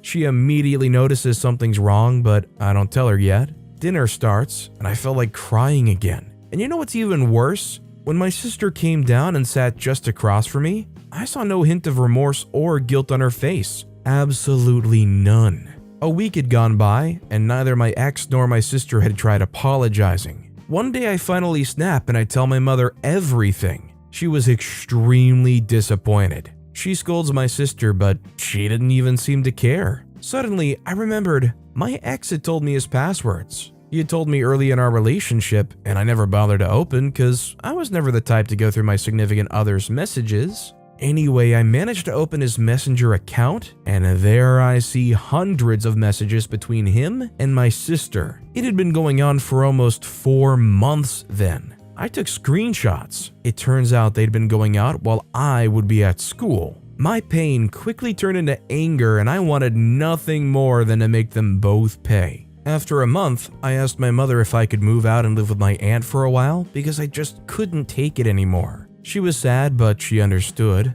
I felt so sorry for her. She held my sister accountable for what she did, but at the end of the day, she was still her daughter, so she can't completely turn her back on her. I didn't want to give her the burden of having to choose, so I did instead. So I moved out and lived with my aunt and promised to keep in touch. The next 6 months were basically me putting my life back together. I started working as a freelancer, and as the months went by, I would earn more and more, and I had more than enough money to spend for myself. So from then on, I started to send money to my mom monthly. One day, I got curious and decided to check on my sister and ex. When I unblocked them, I regretted it instantly. The jerks were still together, and my sister was even flaunting their relationship on Instagram. Suddenly, it's as if no time had passed by at all, and I was angry yet again. I scroll through more pictures, and it was obvious that my sister was completely in love with him. I acted on anger. I sent the screenshots I took from before and sent it to our cousins and told them everything. They all ended up hating her. And then I sent it to my ex's sister and also told her everything. She punched him and told their parents, and a day later, I received a text from them apologizing on behalf of their son. It made me feel slightly better. A week later, my mom asks me to come home to spend the weekend. I decide to say yes this time. I stop by a mall on the way to get a gift for my mom, and guess who I see? My ex-boyfriend with a girl who wasn't my sister holding hands. I laugh hard. The urge to take my phone out to take a picture and send it to my sister was so strong, but I stopped myself. It wouldn't be painful enough. So I hide where he can't see me and followed them. After about an hour, she goes to the bathroom. I follow her there. I approach her when she comes out of the cubicle and say, "Is the guy you're with your boyfriend?" She looks a little bit scared and confused, but she answers, "Yes." Nonetheless, I quickly tell her that the same guy is currently dating my sister and even showed her some pictures. The girl was completely horrified. She said she had no idea that he was seeing someone else, and I fought the urge to laugh. I tell her to get rid of him quickly, and I'll tell her everything she needed to know, but also asked her not to dump him yet. So she makes up an excuse to him about an emergency at home, and they go their separate ways for the day. We meet up at a coffee shop close to the mall afterwards. There, I spill everything, including all the details about the cheating. When I finished, she looked so mad, almost as if it had happened to her. And then she goes on to reveal that a longtime boyfriend of hers actually cheated on her as well. We talked some more, and as time passed by, I came to discover that the girl was actually really sweet, and I felt sorry that she became a victim as my ex as well. She asked me if I was going to get revenge, and I said yes, but I needed her help. But I also told her she could say no if she didn't want to, but she said she wanted to help. So I told her my plan, and she was all for it. I came home that night excited, my mom seemed pleased, and my sister looked a little pissed. I didn't give a freak though, since I had the knowledge that my ex-boyfriend, the guy she destroyed our relationship for, was on his way to destroy her. The girl and I talked for the next 3 weeks I was there, and she would send me screenshots of her and my ex's convo, and also pics of them together. We continued to talk even after I came back to my aunt's house, and exactly 2 months after we met, the plan was finally in action. It was a week before my ex and my sister's anniversary. Yes, they had an anniversary, and I was about to give her the greatest gift. By that time, my ex had confessed to the other girl about his relationship with my sister, but she told him that it was okay, and that they could still be together because she didn't care. Little did he know, her and I were basically best friends now and had come up with a master plan to ruin his life. I come home again and spent the week there leading up to their anniversary. It was the longest week of my life. The day finally comes, and after my sister leaves to go to his house, I wait a few hours. Then I FaceTime his sister to ask if the two jerks were home. She says yes. Then I send it. Dozens of pictures of my ex with the other girl and screenshots of their conversations. Ones where he was telling her how much he loves her and how he's planning to leave my sister for her soon. There was one where he even expressed how annoying he found her and that he sometimes wants to strangle her. A whole bunch of other screenshots where he insults her, calls her stupid, desperate, and many more. He also said that she was awful in bed and was way too noisy and that he barely touched her the past few days. Ouch. But it wasn't enough for me. The final touch was a 3-minute long video of my friend and my ex screwing. Yes, she gave me her full consent to send it. She was on top, exactly how I found my sister and ex before, and she was galloping to oblivion, but I cropped it so her face wasn't shown, but my ex's was in full view. It was hilarious. The jerk was enjoying it so much, and I know my sister would probably have a seizure once she watches it. Afterwards, I wait. I was still on FaceTime with his sister, and after a while I hear it. Screaming, objects being thrown, more screaming. His sister comes upstairs to check on them and I hear everything. My sister was sobbing, and what's even more screwed up is that my ex didn't even try to deny any of it and asked her to just leave. Her sister and I talk some more, and she tells me how she's never liked my sister and so did their parents. They said that they would ignore her whenever she would come by at their house. She would even ask about me sometimes just to piss her off. After about an hour, my sister finally comes home, and I sat there grinning like a devil as she steps into the living room, face puffy from crying. We make eye contact and I smirked at her and said, "You deserve it," before going upstairs. I don't speak to her again, and for days she refused to even leave her room. The satisfaction I felt was through the roof, and I even told my mom that I could move back in now. But it didn't end there, because my ex had gotten my sister pregnant. A huge part of me wasn't shocked, but my mom was of course disappointed. We had to tell the rest of our family, and they were all disappointed with her as well. Before she gave birth, my sister told my mom she was gonna move in with my ex's family since they had to take care of their baby, and my mom refused to let him step foot in our house again. But since our houses were really close to each other, she agreed. It was pathetic. It was obvious that she still wanted to be with him even after everything he did, but hey, wasn't my problem anymore. But according to my ex's sister though, her parents weren't too happy about the whole thing. And although my ex said he would take responsibility of his child, he didn't want anything to do with my sister anymore. Freaking jerk. So I continued to live my life, working, going out, and focusing on becoming even better. It didn't take long for me to finally be happy again, and all the pain and betrayal felt like a distant memory. I reconnected with my old friends and even started dating again. I also kept in touch with the girl who helped me with my revenge. She of course dumped my ex, broke up with him just the day after it all went down, and we're genuinely good friends now and meet when we can.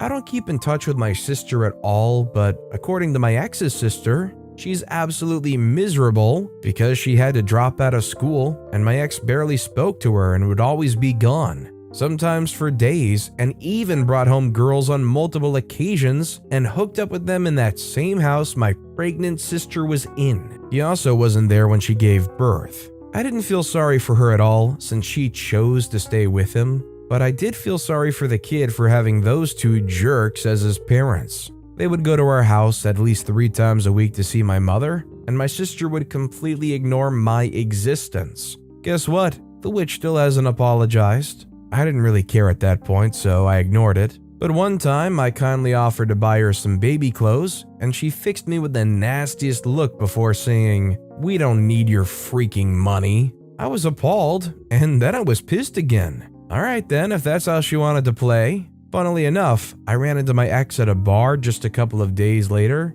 He looks freaking terrible, and I question what I even saw in him.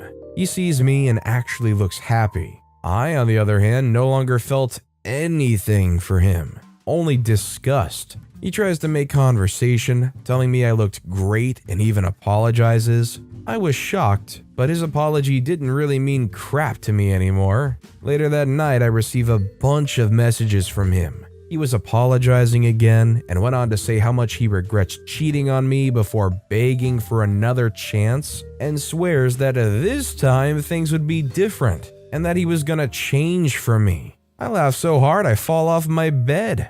The ocean would dry up before I'll even think about taking his butt back. But since my sister pissed me off once again and I was feeling a little petty, I sent her the screenshots of those messages with the caption, "This your baby daddy?" I knew she was still in love with him, even after everything, and I knew that it would hurt her to see how he's willing to change for me, but not for her, the mother of his darn child. He barely even gave her money for their child. It was only ex's parents and my mom who supported her financially. She blocked me. And no, I don't ever take my ex back. Last I heard, he started using drugs. Fast forward to now, I continue to thrive while she continues to be miserable. We recently had a family reunion, and at one point she says to our relatives that she's having a hard time, and one of our cousins looks her dead in the eyes and says, "Well, maybe if you hadn't screwed your sister's boyfriend, you wouldn't be in this position." She was absolutely dumbfounded and there were tears in her eyes. I almost choked on my wine to keep from laughing.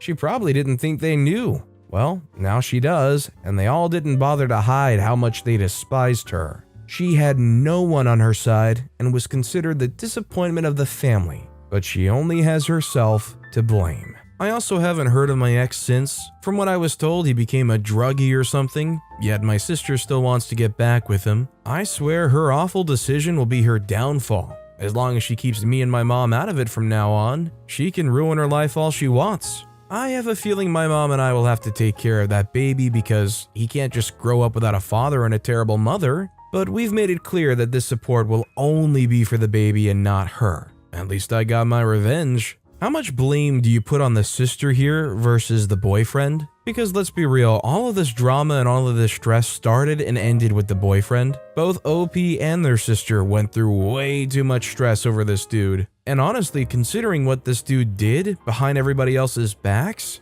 probably both of them are regretting ever giving them even the time of day.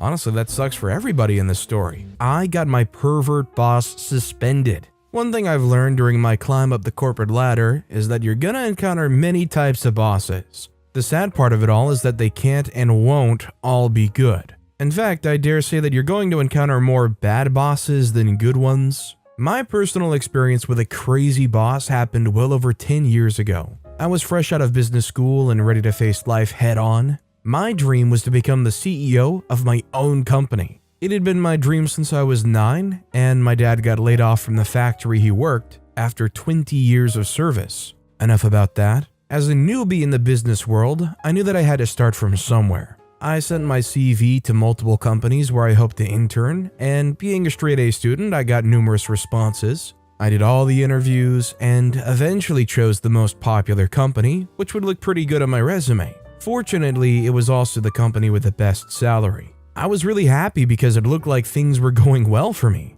I felt like there was only one way to go, and it was up.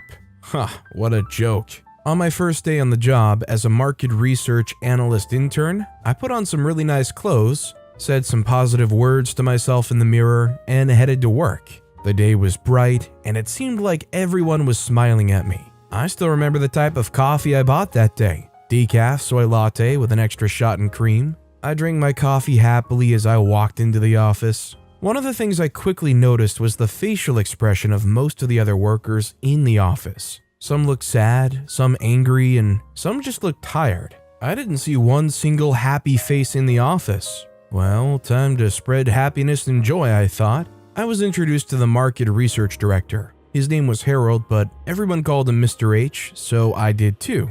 Mr. H took me to the cubicle in a hurry without giving me the office tour first. I thought he was being rude at the time, until I understood why he did so. Turns out that the COO, who was in charge of the company operations, expected all new employees to be at the office an hour before the official working hour, so they would have familiarized themselves with the ins and outs of the office. He had already fired 10 new employees that week, and Mr. H saved me from being the 11th victim. Anyways, the COO left quite early, just a little over an hour after I arrived. I didn't get to meet him. As soon as he left the office floor, one of the workers gave a whoop of joy, and the others followed and cheered. I found this weird and unprofessional because I expected that a workplace should be a loving environment where everyone respected each other.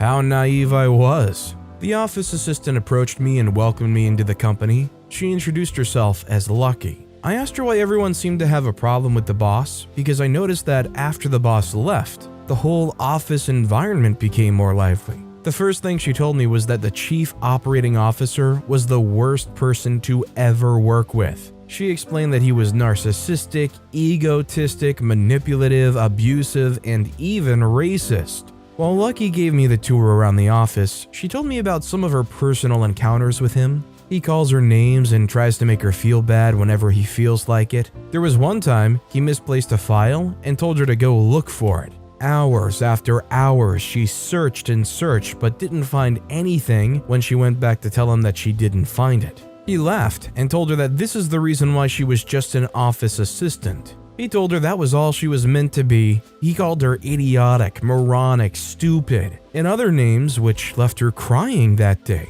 Turns out that he actually left the file at home. Mr. H also told me some of the stories of his own altercations with the COO. He had asked Mr. H to get him coffee. Mr. H called an intern to get it instead since he was busy. The COO fired him immediately. This has happened over 6 times already in the past few months. But every time it happened, Mr. H would have to get on his knees and beg. It was really demeaning. I listened to all of their stories with keen interest, but in my mind, I felt like I wouldn't have the same problem because I was special. A perfect score student from one of the best business schools in the country. No boss can afford to treat me like crap, or so I thought. The next day, I put on nicer clothes, a brighter smile, and the same order of coffee, and headed to work.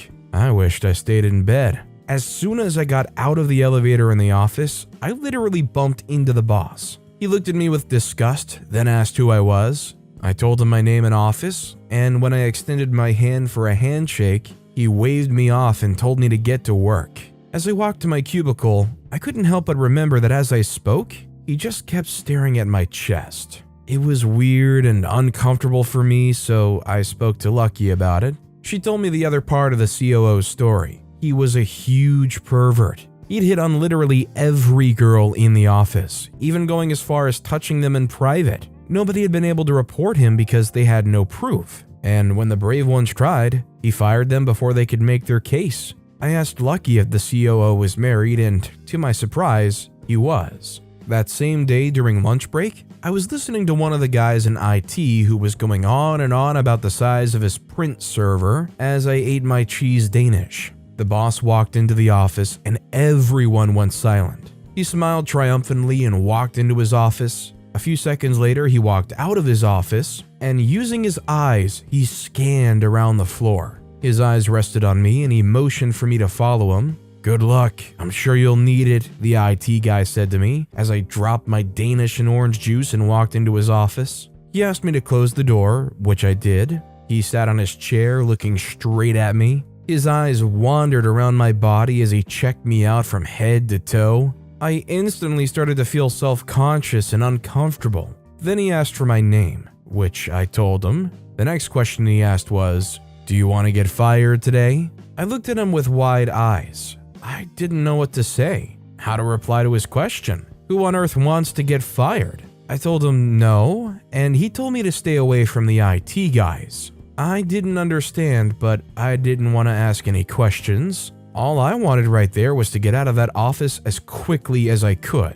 But before I could leave, he told me to clear out his desk and tidy up the office. I wanted to point out that cleaning wasn't in my job description, but he did just threaten to fire me, so I felt like things were still a bit touchy, so I immediately went to work, rearranging his files and wiping off the coffee stains on the desk. One time I needed to wipe off the stain at the far end of the desk, close to where he was seated, but it was too far away and I couldn't have done it without brushing up against him. I expected that he was going to stand up to give me room, but he didn't. He watched me in amusement as I struggled to reach the dirt from far away. When that failed, I turned to him and begged him to give me room. He said he was too tired to stand and that I should use the space available.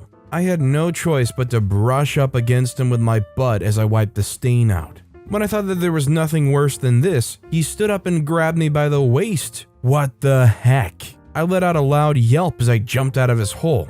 He sat back, laughing hard at my reaction. He didn't try to apologize. He even said something about me being as squirmy as a worm. I rushed out of the office feeling so humiliated and angry that I almost broke down in tears. The worst thing about it was how powerless I felt. I couldn't say anything because I didn't want to get fired and because I didn't know who to report to. I told Lucky what happened and all she said was, "Welcome to the club." This was the first of many encounters I had with the chief operations officer. The next time he called me to his office, he made me rearrange his filing cabinet, which again wasn't part of my job description. That day, while I was sorting out the files, he made a show of tripping over a chair and groping my backside before falling to the ground. I couldn't take it anymore. I turned to him and threatened to report him to the disciplinary board if he ever harasses me physically again. He smiled at me, a smile that didn't reach his eyes, told me to give it my best shot. I told Lucky and the IT guy what had happened, and they looked at me wide-eyed. "Why on earth would you say that?" they said at the same time. They begged me to go back and apologize because he won't fire me. Instead, he would make my stay in the company a living heck, till I decide to quit myself. Well, I didn't go back to apologize, and as they said, the COO made my stay worse than the depth of the seventh heck. He fired his assistant and made me take up his job, along with my normal duties. When I tried to protest, he threatened to fire me and make sure I don't get another job in the business space. Thinking about it now, I should have called his bluff. He didn't have that kind of power. I fetched his coffee, arranged his files, wrote his emails, and picked up his calls. This made me slack in my normal duties, and I always had to spend more time in the office just to catch up. I didn't want to quit because it'll look bad for my resume, so I decided to endure everything. It couldn't possibly get worse than this, I told myself. And I believed it until one day when the CEO and some shareholders came to the company for a meeting. The COO handed me some files to print out for the meeting, and I did exactly as told. During the meeting, the CEO opened the file, and turns out that the COO handed me the wrong file. I expected him to stand up and apologize for his negligence, but instead he said, "Apologies, ladies and gentlemen. My assistant seems to have mixed up the file. Please forgive her, she's a bit slow." I couldn't believe my ears. He couldn't take the blame. So he threw me under the bus, and what's worse, he completely embarrassed me in front of everyone. I walked out of the conference room before the tears fell from my eyes. I decided then that I couldn't beat him and I shouldn't even try. So I went back to my cubicle and drafted my resignation letter. After I did that, I went to drop it in the COO's office. They were still in the conference meeting, so I dropped the letter on his desk. As I turned to leave, something caught my attention: his computer. I turned to get a better view.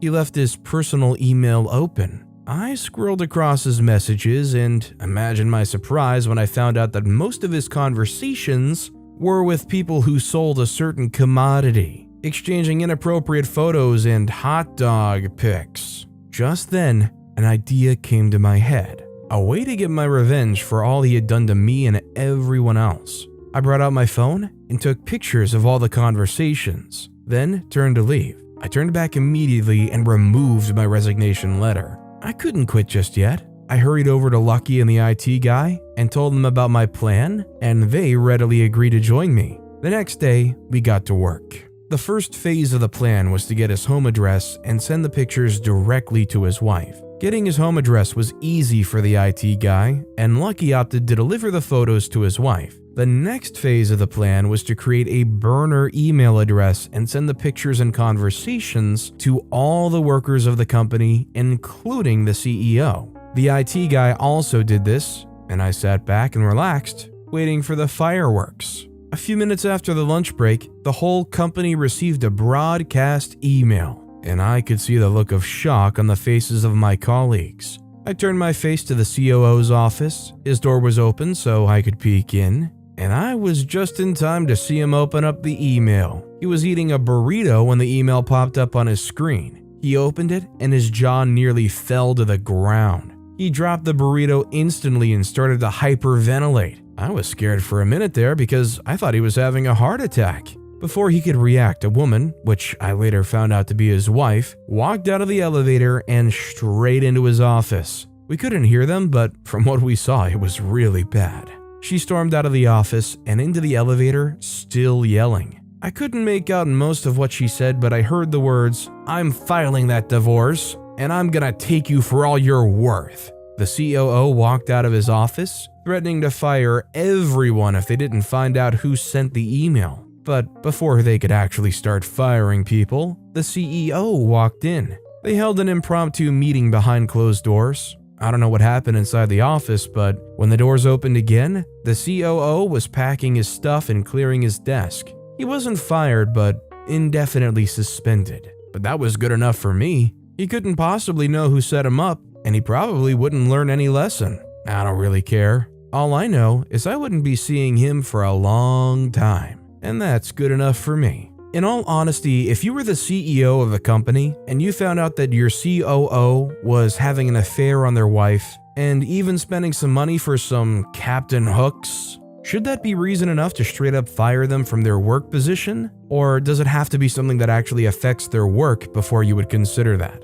I'd like to know what you guys think in the comments down below. That said, our final story of the day is I hid garlic in my evil boss's office. I've been working in the shipment and logistics industry for 5 years, and I can say with no shame that I worked my way up the ranks. But when you work for a chain, there's no real credit assigned to the stuff you get done. Because you can impress a manager today, and before they get a chance to big you up to the higher-ups, there's a new manager being transferred in. It was hard to get promoted, but I went above and beyond to make myself known, and I guess that made me quite an easy target when this new guy came in. Let's call him Joe. Joe is one of those people who took 17 project management courses and believes his list of certifications make him better than the next guy. Meanwhile, Joe probably couldn't handle a full week's worth of procurement scheduling if left on his own. But he had a fancy title and, in his books, that's all the power he needed. Now, the company chain sort of works like a police precinct station. The detectives and patrol cops stay, but the captains may come and go. I was the kind of detective that a lot of captains heard about. Sorry for the police analogy. I've been watching too much Brooklyn Nine-Nine. Anyway, so Joe comes into our branch about a month before our old manager was going to retire. According to him, he came early to get familiar with the lay of the land. But after getting to know him, I can bet an entire month's salary that he only came to scope out his likely threats and competitions so he'd be able to micromanage as much as he loves to. Guess strategizing is one thing he learned from all those courses and certifications. The first week Joe was understudying, our old boss felt like a performance review for everyone working at the office. He would ask our old boss why he wasn't doing XYZ or why he was doing ABC. And whenever our old boss responded, you could literally see Joe stick his nose in the air like, I would do better. And the worst part was when he was talking to the procurement and shipment staff, which I was part of, although my responsibilities fell more in line with a line manager, but the title is the title. Anyway, if Joe wanted to address us, he called us by our titles first before our names, in the most condescending way imaginable. But no one was really fazed by his behavior because he wasn't the first difficult manager we'd had. And in fact, our retiring boss was one of the best we've ever had, and he didn't approve leave days unless you submitted your request a week earlier. So that's saying something. And Joe was quickly looking the worst of the flock. But half of the things that made us angry weren't even his direct actions. Half the time, they were more of the things he influenced and changes that happened when he became our boss. For instance, 2 weeks after Joe fully resumed as the branch manager, he created a new report system. Before then, we did department reports individually, and then our line or department heads would present a joint report to the manager. But Joe wanted to pick and prod at every single staff member, so days for reports became longer and everyone was physically feeling the strain of preparing a lengthier report and maintaining the work schedule. But we didn't complain. After all, the manager is supposed to know best. But then Joe started to get really annoying. He was deducting minutes from our pay if anyone got in late, and doing other petty things like limiting the coffee beans available in the break room because people were spending too much time at the wrong machines. But I felt like he was particularly cruel when it came to me. And yes, I know this may make me sound like a bit of a douche, but it's true. I'm very good at what I do. So good, in fact, that one of the C-level assistants know me by name and regularly checks in with me for dirty deets about the branch. Nothing shady, just honest reviews. And because of this, a lot of the branch managers try to be on my good side because they think I can sell out and get them into trouble. While I do everything I can to try and get them to treat me like every other staff member, it seems Joe's approach was to treat me like less than a staff member. Right off the bat, after my old boss retired, Joe called me into his office and went on this long spiel of how he's sure I found a way to call the shots and blah blah blah when other managers were in town. But things would be different with him around and I shouldn't expect anything less than the others. And then I tried to defend myself and assure him that I was always professional, but it didn't seem to have much of an effect, and he dismissed me. So I dismissed his reaction and went about business as usual, but then his complaints and digs became more direct. I was scheduled for an appendicitis surgery a few months after Joe resumed, and when I put in for leave, HR told me that Joe told them not to give me more than a week at a stretch because I was owing company time. Firstly, that was a hot pile of BS, but I didn't want to get into a row with Joe in a battle of strongly worded work environment friendly email arguments, so I let it slide. And then anytime Joe passed by, and I just so happened to grimace while working, literally 6 days after my surgery, he would announce loudly to the room, "You may not be happy to see me, but I don't care." I was really pissed off by the whole situation, but at that point it just seemed like every mean boss story that I've ever heard, and nothing seemed out of the typical evil boss setting. But then Joe just kept getting worse and worse until he did the most unforgivable thing. At our branch, there's this sweet lady who's a single mom of 3 and works the night shift cleaning at our office. She usually comes in about an hour before we officially close. Remember how Joe had us staying behind more often? Well, that made our cleaning lady have to do a lot more, and they got paid a fixed price, not per hour. So we all felt bad that she was doing more work, spending more time at the job, and still getting paid the same. And what makes it worse is that she'd just had one of her kids get admitted in the hospital. And between bills and the longer hours, it was obviously taking a toll on her, but telling Joe to allow them to keep their regular hours would imply picking up their responsibilities? And we already had enough on our plates, plus a job is a job. However, we also knew that it wouldn't be right to just stand by and not help her out, so we decided to chip in for a tip bucket for her. After about a month, during which she probably worked overtime worth like a week, I and a bunch of the other staff decided to give her the equivalent of half her salary. When I tell you she was so hyped up, the salary she was getting wasn't a lot in the first place, but after we gave her the tip, she literally started crying. And everyone felt good about it. Well, everyone except Joe, of course. When the lady brought in some garlic bread for us the following week, when the majority of us were working late shifts to prepare special reports for Joe, she'd made it herself, and it was still quite hot, so the smell quickly filled the room. Unfortunately, Joe stays back when we stay back, just to make sure everyone completed their tasks. And that evening, he was around when she brought in the garlic bread. Saying he was pissed would be the understatement of the year. You would think that he had a personal vendetta against garlic bread. He marched out of his office and asked in the haughtiest voice imaginable, "What the freaking heck is stinking up this place?" And the cleaning lady's face fell immediately. The rest of us just kept exchanging glances, with some people's piece of bread hanging halfway to their mouths. Joe spotted the garlic bread and said, "Do we now allow lunch at the desks?" That's when I spoke up and told him it was only because we were past official hours.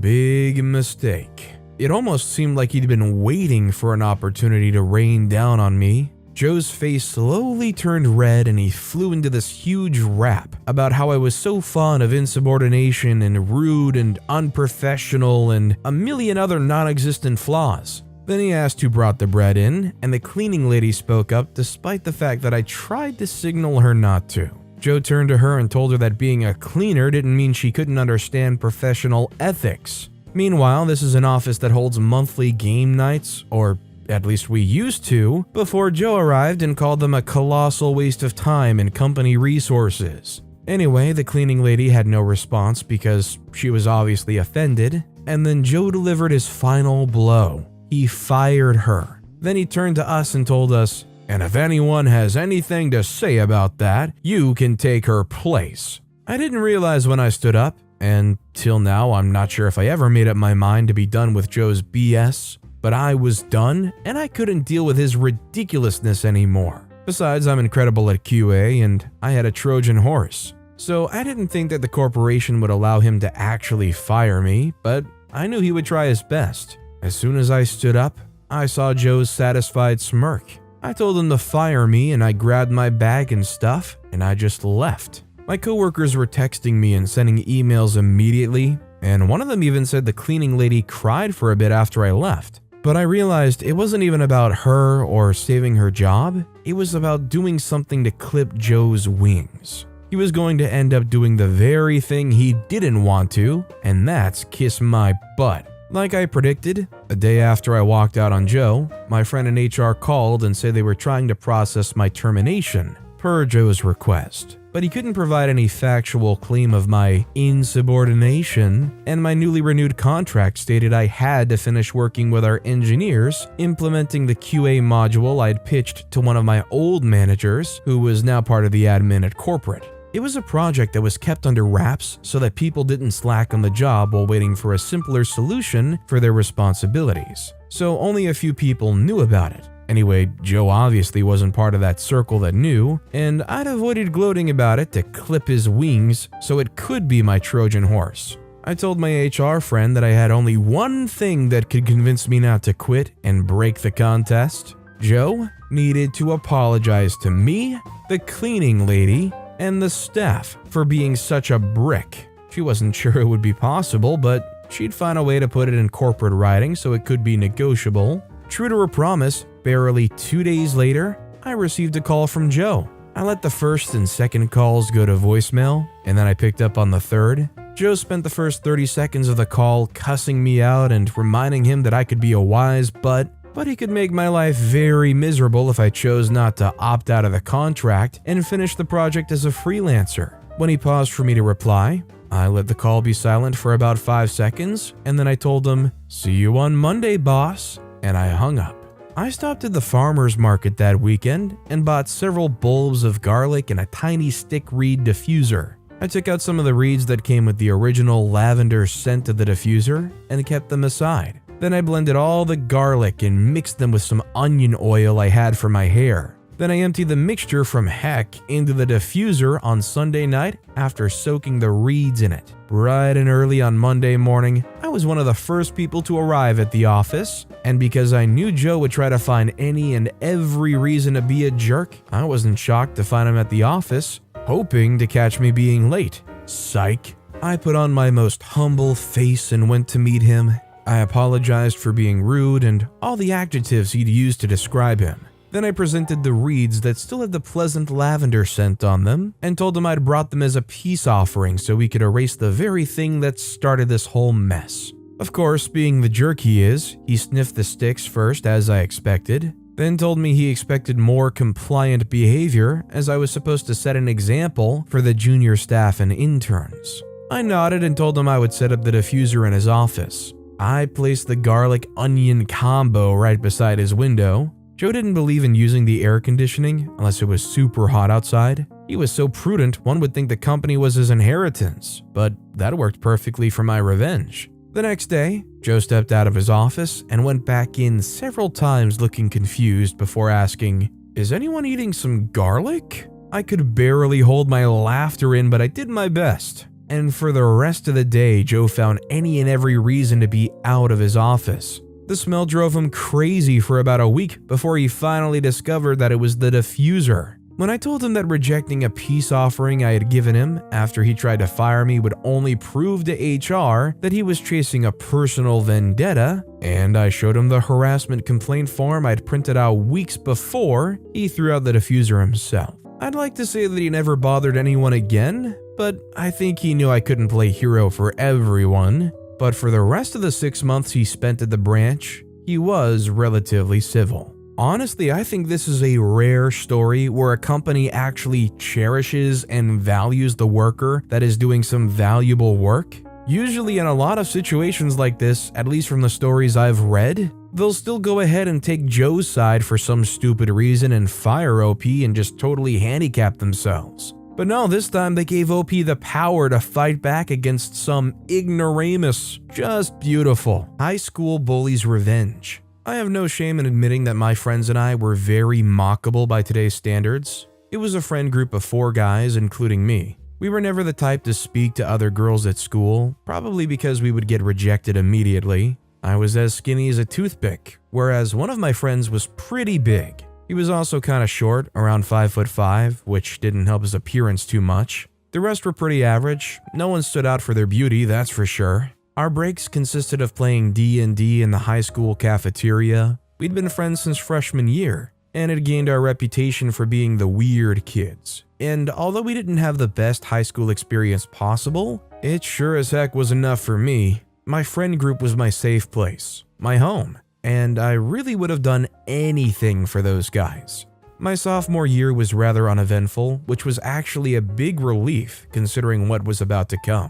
We went unnoticed most of the time. No one wanted to be seen with the weird kids at school. However, that meant that we also weren't getting picked on, at least not in a way that really bothered us. Then came junior year. When coming back, a lot of people had glow-ups, as it's normal in the teenage years for hormones to act up. For our friend group, that wasn't the case. Just more facial hair, and not in a good way. It honestly didn't bother me, as I didn't have fragile self-esteem. However, it seems as though our fellow schoolmates didn't feel the same way. A lot of people seem to think that just because they were better looking now, they were somehow better than everyone else, or at least anyone with less popularity than them. The first major incident. It was a normal day and my friends and I were heading out of school. We live relatively close to each other, so we usually walk home together, except for one of my friends. who would live like 4 miles away from school, so he'd always bike to school and back. When he went towards the spot for the bikes,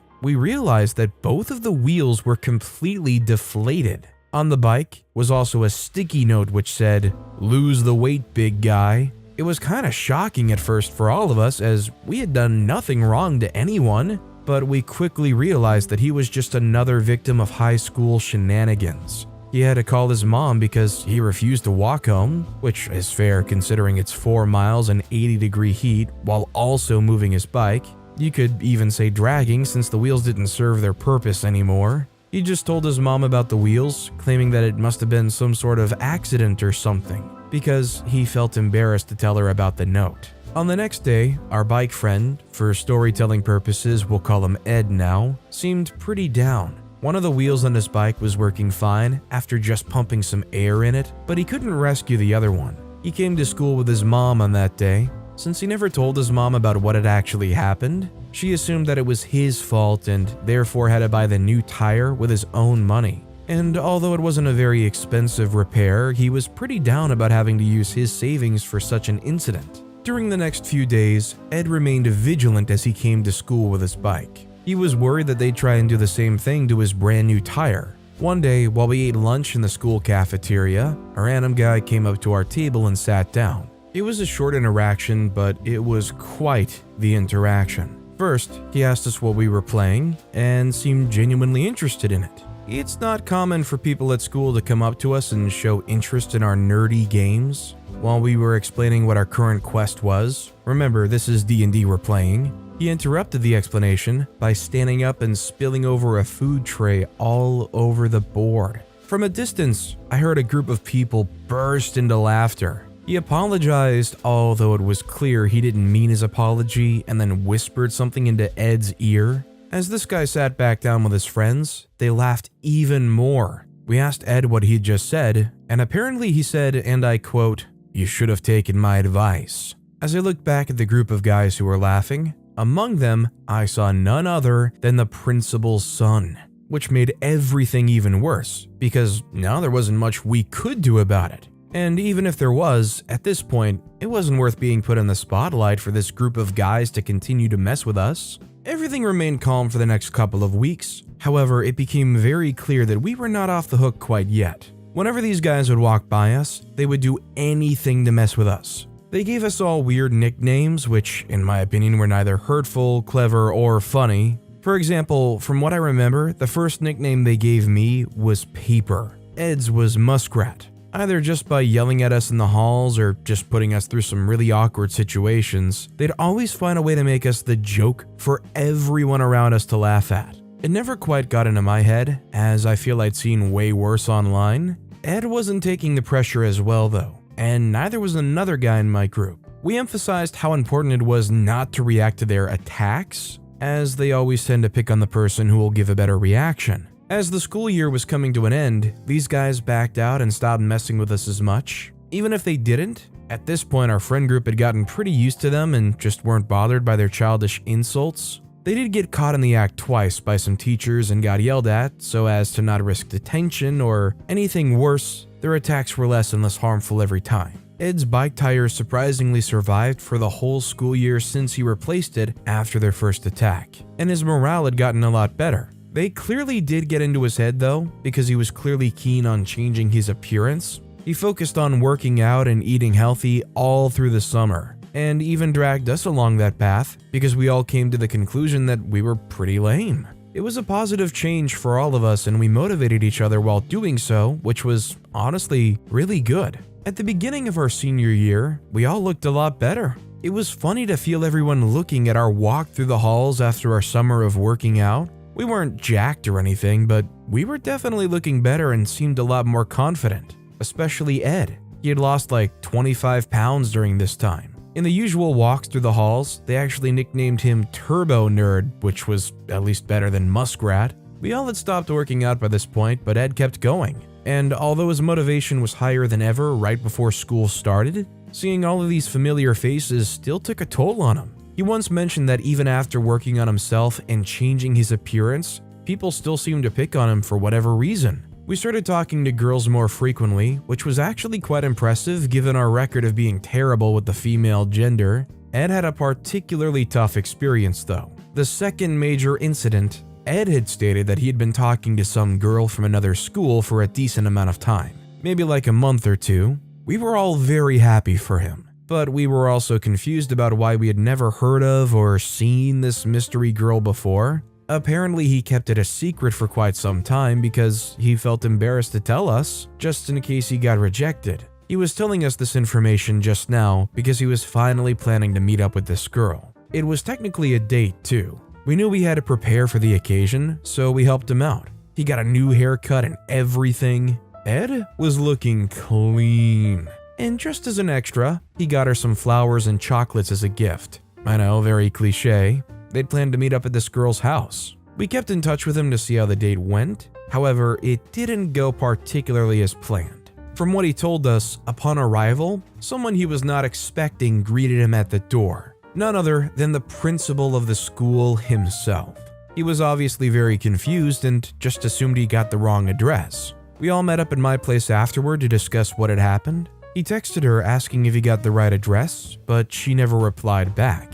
Nothing was adding up here, as it was very weird that he ended up going to the principal's house out of all possible places. A few days later, a video started going around of Ed at the principal's house. It was the Ring doorbell feed of him showing up at the house all dressed up with roses and chocolates. And although he is my friend, it was a very funny thing to see. However, there were also texts that got leaked between this girl and Ed. Specifically, the one where he asked her if that was the right address or not. Turns out, this had been an insanely elaborate plan all along. The principal's son and all of his friends had created this fake account and were playing with Ed all along. And just to make it all that much more embarrassing, posting these videos of Ed showing up at the house and the text that went along with it just made Ed seem extremely gullible. Almost everyone at school eventually found out about it, and heck began for Ed once again. It was enough of a shock for him to find out that the girl he'd been talking with for the past months didn't even exist,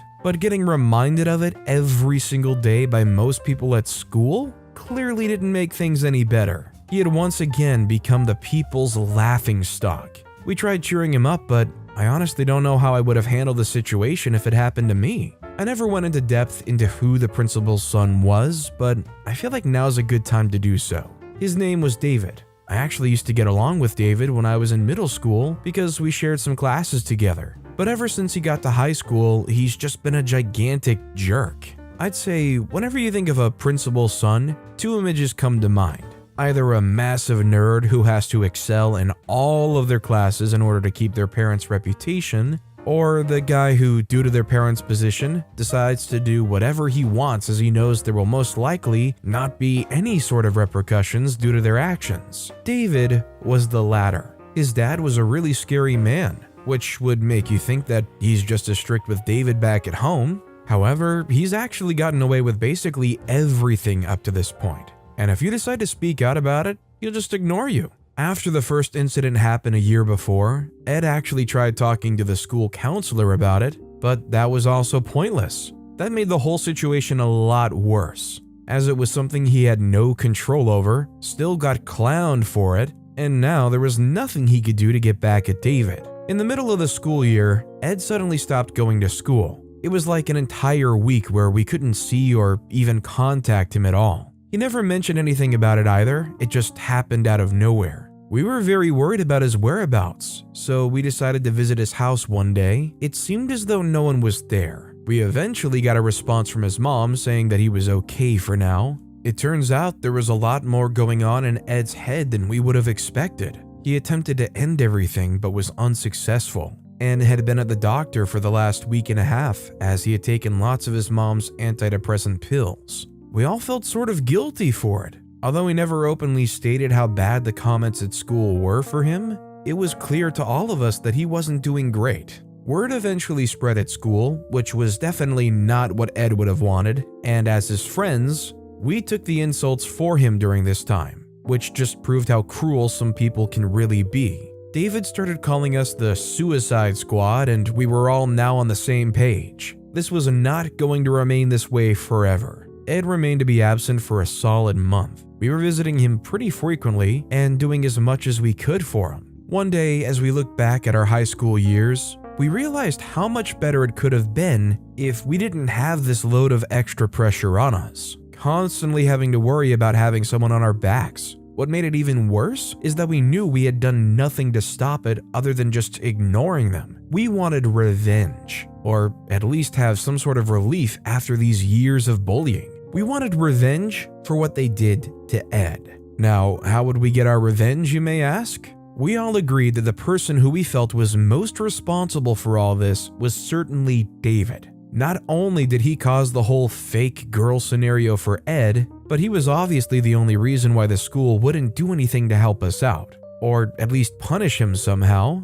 That's why we decided our revenge would be against him. We knew where he lived, we just needed to find a way to strike. One of the guys in the group plays paintball on a regular basis, so we had an idea. We didn't want him to know who was doing this, we just wanted him to suffer a little bit. So we decided to wait until the end of the school year to act. I'm sure there were more people he would have been suspicious of other than us, considering he wasn't a good person, and especially at school, but we knew that we wanted to come out of this clean. Another one of the guys was able to provide our transport to David's house, where we could pull off a full-on paintball shootout. Caution to the wind, we didn't care about him getting hit in the face or anything. And so that's exactly what ended up happening. After checking out what David was usually up to for a few days, we figured out an approximate time in which he would be getting home. We had to wait around the corner so as to not raise any suspicion. Once we saw him pull into his driveway, we ran in with the markers and got him perfectly. We wore masks for obvious reasons, but that probably made him feel even more scared.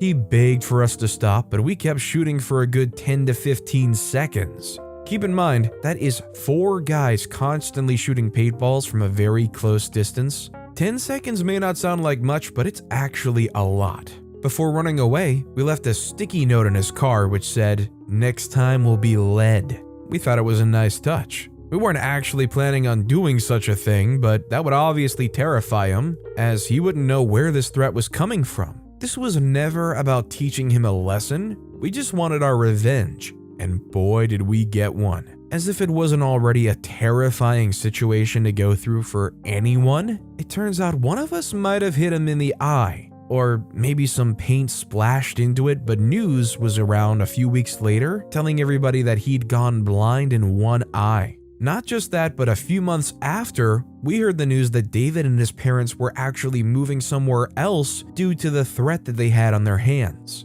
After all those years, David finally suffered just like we had, and I sure as heck hope he never causes something like what he did to Ed ever again. I'm not the only one that thinks that that outcome is pretty crazy, right? I don't think you can put any kind of justifiable label on losing an eye. If somebody is so awful to another person to drive them to the brink of ending everything, can you possibly look at that person and say it's karma that they lost an eye afterwards? That it's literally an eye for an eye? Or is this just two awful things on both ends? I'd like to know what you guys think in the comments down below. That said, our final story of the day is scam callers steal from my grandma, so we shut them down. I find the story I'm about to tell, and I'm sure many people could relate to my experience, but I like to believe that I managed to do what many people can't, and that is payback. I've always found it fascinating how the evolution of humanity as a whole, including all of its inventions, has also forced unlawful ways to earn money to evolve with it.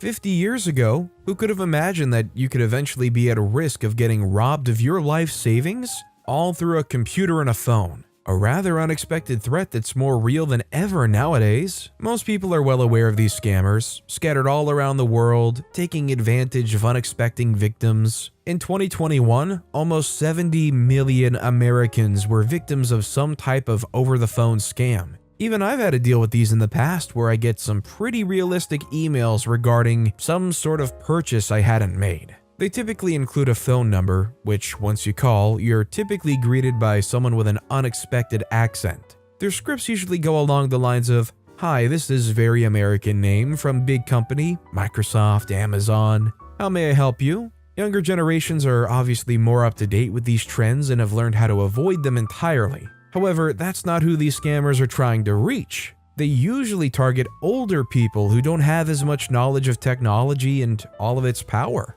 Now with that said, here's my story. This all went down around a year ago in 2021. One day I received a call from my grandma regarding some issue she was having with her computer. I study software engineering, so whenever there's a tech-related issue in the family, they instinctively call me to fix it. She mentioned that she was browsing online and suddenly received a pop-up stating her computer had been infected with a virus and she needed to call a certain phone number to fix it. I asked for a picture of the pop-up since it didn't ring a bell of what the issue could actually be. Whenever a virus gets into your computer, it's not like it's going to give you a welcome pop-up or something. Hey, your computer has a terrible virus, haha, you better save all of your files quickly or call this number or else said virus will destroy your computer. Yeah, that's definitely not how it works. After seeing the image, although it looks like a real pop-up, it very clearly wasn't. I told her this, however, she was still unsure and afraid of her computer being taken over by this virus. I decided to go over to her place just to show her and reassure her that there was nothing wrong with her computer. I also took the time to change some of her account passwords and make them a little safer. Scammers usually get potential victims' information through data leaks, so it's better to be safe than sorry. I also decluttered some of her emails just to prevent her from falling into one of these trap emails on accident. I explained to her the idea of how these tech scammers typically work as well because if you're well informed of this risk, you'll obviously be more likely to avoid it. A few months after this incident, I had a family gathering at my grandma's house. We were all gathered together when our grandma told us about something odd that had happened to her in the last few days. Apparently, she had received some sort of voice message from the IRS. This was an automated message stating that the person they were calling, in this case my grandma, was getting sued by the IRS. When she said this, she wasn't surprised about the nature of the call itself, doubting if this was actually the IRS, but instead she was surprised about the amount of money she had to pay to take care of the situation. We obviously all asked for more information about this. Her story made zero sense to all of us, as she was being accused of tax evasion. She's obviously an elderly person and retired more than 10 years ago. She hadn't been paying taxes for all these years as her only income is what she receives from the government, Social Security. What to us was confusing, to her made sense. She didn't imagine such a thing could happen, where someone pretends to be the IRS in order to obtain some dirty money. Therefore, she did exactly as they told her. She had gone to the bank to withdraw a total amount of $2,000. After that, she was told to go to a nearby Target and spend this money on varied gift cards. During this whole process, they emphasized to her how important it was for her to not hang up the call or speak to anyone else about it. I was pissed when I heard this. I quickly found out that the IRS normally contacts people via letter for the first time. They don't send emails, text messages, or call taxpayers. This to me was the nail that shut the coffin. My grandma had been scammed, and they had taken a decent amount of what was left from her life savings just like that. Our whole family was shocked. And although it seemed like a stupid mistake to make in the eyes of most of us, we couldn't really blame her for being scared, as she wasn't aware that the scam was even a thing. That didn't change the fact that she had been blatantly robbed though, and I wasn't going to let that slip. At the time, I was going through my 7th semester of college and was very much interested in cybersecurity and white hat hacking. I underestimated how complex these scam groups actually were, and so I thought it would be easy to penetrate them and somehow get the money back. After further investigation, I realized this certainly wasn't a one-man job. At this stage of college, many of the people I knew were looking for projects to include in their portfolios, so I took that as an opportunity and got a team of 4 people, including myself. I'd explained the issue at hand, however, I didn't have a plan on what we would do to get the money back. In the end, I simply wanted to get revenge on these scammers, and so we brainstormed. It wouldn't be as simple as calling the bank and telling them what had happened, since the money had been withdrawn in cash, and they requested these gift cards as a form of payment in order to avoid any tracing. You can also try calling some numbers to report these incidents, but that's likely not going to change anything, so we took the hard route. We first had to get an idea of the experience of getting a scam call. We entered a few dodgy websites until we finally struck a suspicious message. Similar to the one my grandma had first received, we had a pop-up claiming a sort of virus. It also included a phone number that you had to call to fix it. We tried calling, and just like expected, the person who greets us has a pretty heavy accent, yet claims to be a Microsoft employee. I wanted to stall this process and get as much information as possible and see if I would have an insight into how these people usually attack their victims. They started to get mad at me as I played dumb and just kept on doing things that they weren't asking for. The call eventually hung up, and I could only think there's no in-between for these calls and their victims. Most of these calls are so blatant and obviously a scam that it really makes you wonder how people even fall for it at all. This led me to the conclusion that you either realize it's a scam right away or you don't at all. Part of our research process was also watching loads of YouTube videos on the subject. There's now a whole genre on YouTube dedicated to getting payback on these scammers. I took a lot of inspiration from these videos on how we would proceed and what our end goal was sort of like. With these videos, I found out that there's not just a bunch of call centers dedicated to scamming, but rather massive operations in cities all across India. I was curious to see what would happen if I called the phone number which had scammed my grandma. As expected, they followed a similar script and tried to get a similar amount of money from me. However, as I kept on stalling them and asking pointless questions, they might have caught on to the fact that I was only baiting them, so they eventually hung up. One thing I also didn't expect to happen was that once you call one of these scam centers, your phone number is leaked and you're marked as a potential victim. I received probably over 6 calls of a similar nature over the past week after the first call. Now that we had done our initial research and had managed to get some information on how these centers operate, it was time to step up our game. We could waste their time all we wanted, but that definitely wasn't going to have an impact on them. Our first major move was getting into the same IRS scammers system. This was huge for us. On our first attempt, using a voice changer and a virtual box, we managed to view the computer of the person who was helping us and the documents inside of it. We managed to save a lot of them on a hard drive for further investigation. We could have gone ahead and deleted all of them, but that felt too easy. I'm sure it would anger them, but it also would have put them on guard for a possible attack. Steady wins the race. After inspecting them, we mainly found logs of the people they had called and ones that they were planning on calling. We weren't sure how often they typically update these, but we felt it was only right to try and call some of these people and alarm them of this scam. We also might have struck gold, as we found some more scripts from the same call center. They don't just pretend to be one company per call center, but instead, they take the image of lots of other companies such as Norton Antivirus, Amazon, and most notably Microsoft. We knew it was way better for us to attack these tech-related callers rather than the IRS one that we'd already tried, since it was a hassle to get them to connect to our computer. Some more weeks, and lots of calls later, we had built a strong portfolio with information about where and how they operate, and it was time to begin the next step.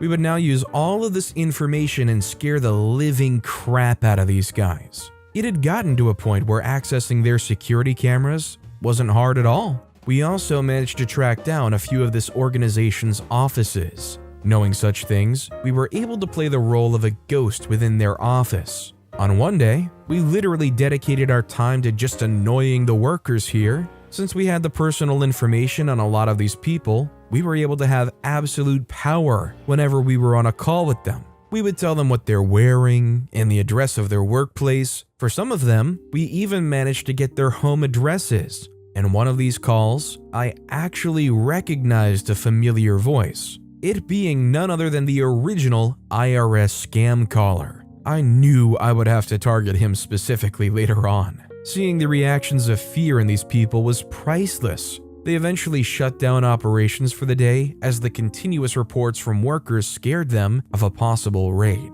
We were scared we might lose them, as they tend to migrate offices whenever stuff like this happens just to be safe. Therefore, it was time to wrap this whole thing up. We got in contact with the local police department, and we provided all the information we'd acquired up to that point. The building address and even the floor on which they operated. We had audio recordings of calls in which they illicitly request this money with the video footage to go along with it. The entire process was way harder than we expected, mainly because of the fact that these call centers have turned into an actual mafia, sort of like a drug cartel. They tend to actually pay police departments and government officials in order to avoid confrontation with the law. Since our latest ghost attack was still so fresh, it was also a good idea to stall for some time until they felt safe again. After some further investigation from the police department over in India, and many weeks later, we were notified that the raid was successful. Turns out this was a smaller operation with 3 offices spread around the city of Kolkata. All 3 of them were intercepted and eventually shut down. My friends and I were happy with our effort. We'd actually learned a lot and learned a bunch of very cool skills which could be useful in the future. We definitely got lucky with a lot of things though. We infiltrated their system out of pure luck from our attempt with the IRS caller. This was a big part of the process which actually allowed us to get information on them. We also got lucky that we ran into a small operation. There's some of these businesses with hundreds and hundreds of offices all over the country. They're extremely wealthy and can buy cops and lawyers and go unnoticed for as long as they please. Cooperation with the local police was also a big part, as communication was almost impossible being in different parts of the world with different time zones and different languages. In regards to the guy who literally scammed my grandma, he never faced any direct consequences for his actions and I never got the money back. So I decided to play with him for a while since I still had his information. I wrote a Python script that sends messages to his phone every day. It's around 12 text messages per day. It's fully automated, so it generates a new burner phone number every day so he can't just block me, and sends pretty awful and threatening texts. I also give him a call once in a while just to make sure he hasn't changed his phone number. I've been doing this for about 3 months now, and I think it's absolutely hilarious. I mean, honestly, taking down this call center is a fabulous revenge, even if it wasn't like ending up in people involved with it getting held really accountable for their actions. I think this is kind of referencing a lot of like what Jim Browning does, which he does some awesome YouTube content on taking down scam callers and exposing them. And hey, at the worst, annoy the crap out of somebody who ruthlessly stole so much from your grandma and probably lots of other unsuspecting people. How I arranged a fake proposal for my ex-girlfriend. My girlfriend and I had been together for almost 7 years when I found out that she cheated on me with a guy she works with. We were in college when we met. I was a freshman and she was a sophomore. She was in the choir, and while I did go to church because I wanted to be in God's presence, I also looked forward to seeing her sing in church every Sunday. She had the brightest smile, and when she sang, it was always like she was looking straight into my eyes and soul. I was mesmerized by her voice, her eyes, and her beautiful smile. And I tried for many Sundays to speak to her. My plans always fell through because I would get shy and not walk up to her as planned. Luck smiled at me one day when an elderly lady in the church introduced us. We were having a long conversation that day, but I waited till the next Sunday to ask if she would like to see a movie with me. She declined the first 2 times I asked her out. She rejected me the first time with her signature pretty smile on her face, so it was hard not to ask again when I saw her some Sundays later. She refused again with a polite smile. I was smitten and determined to get her to date me. When we saw each other another Sunday, I asked her honestly to tell me why she won't go out with me.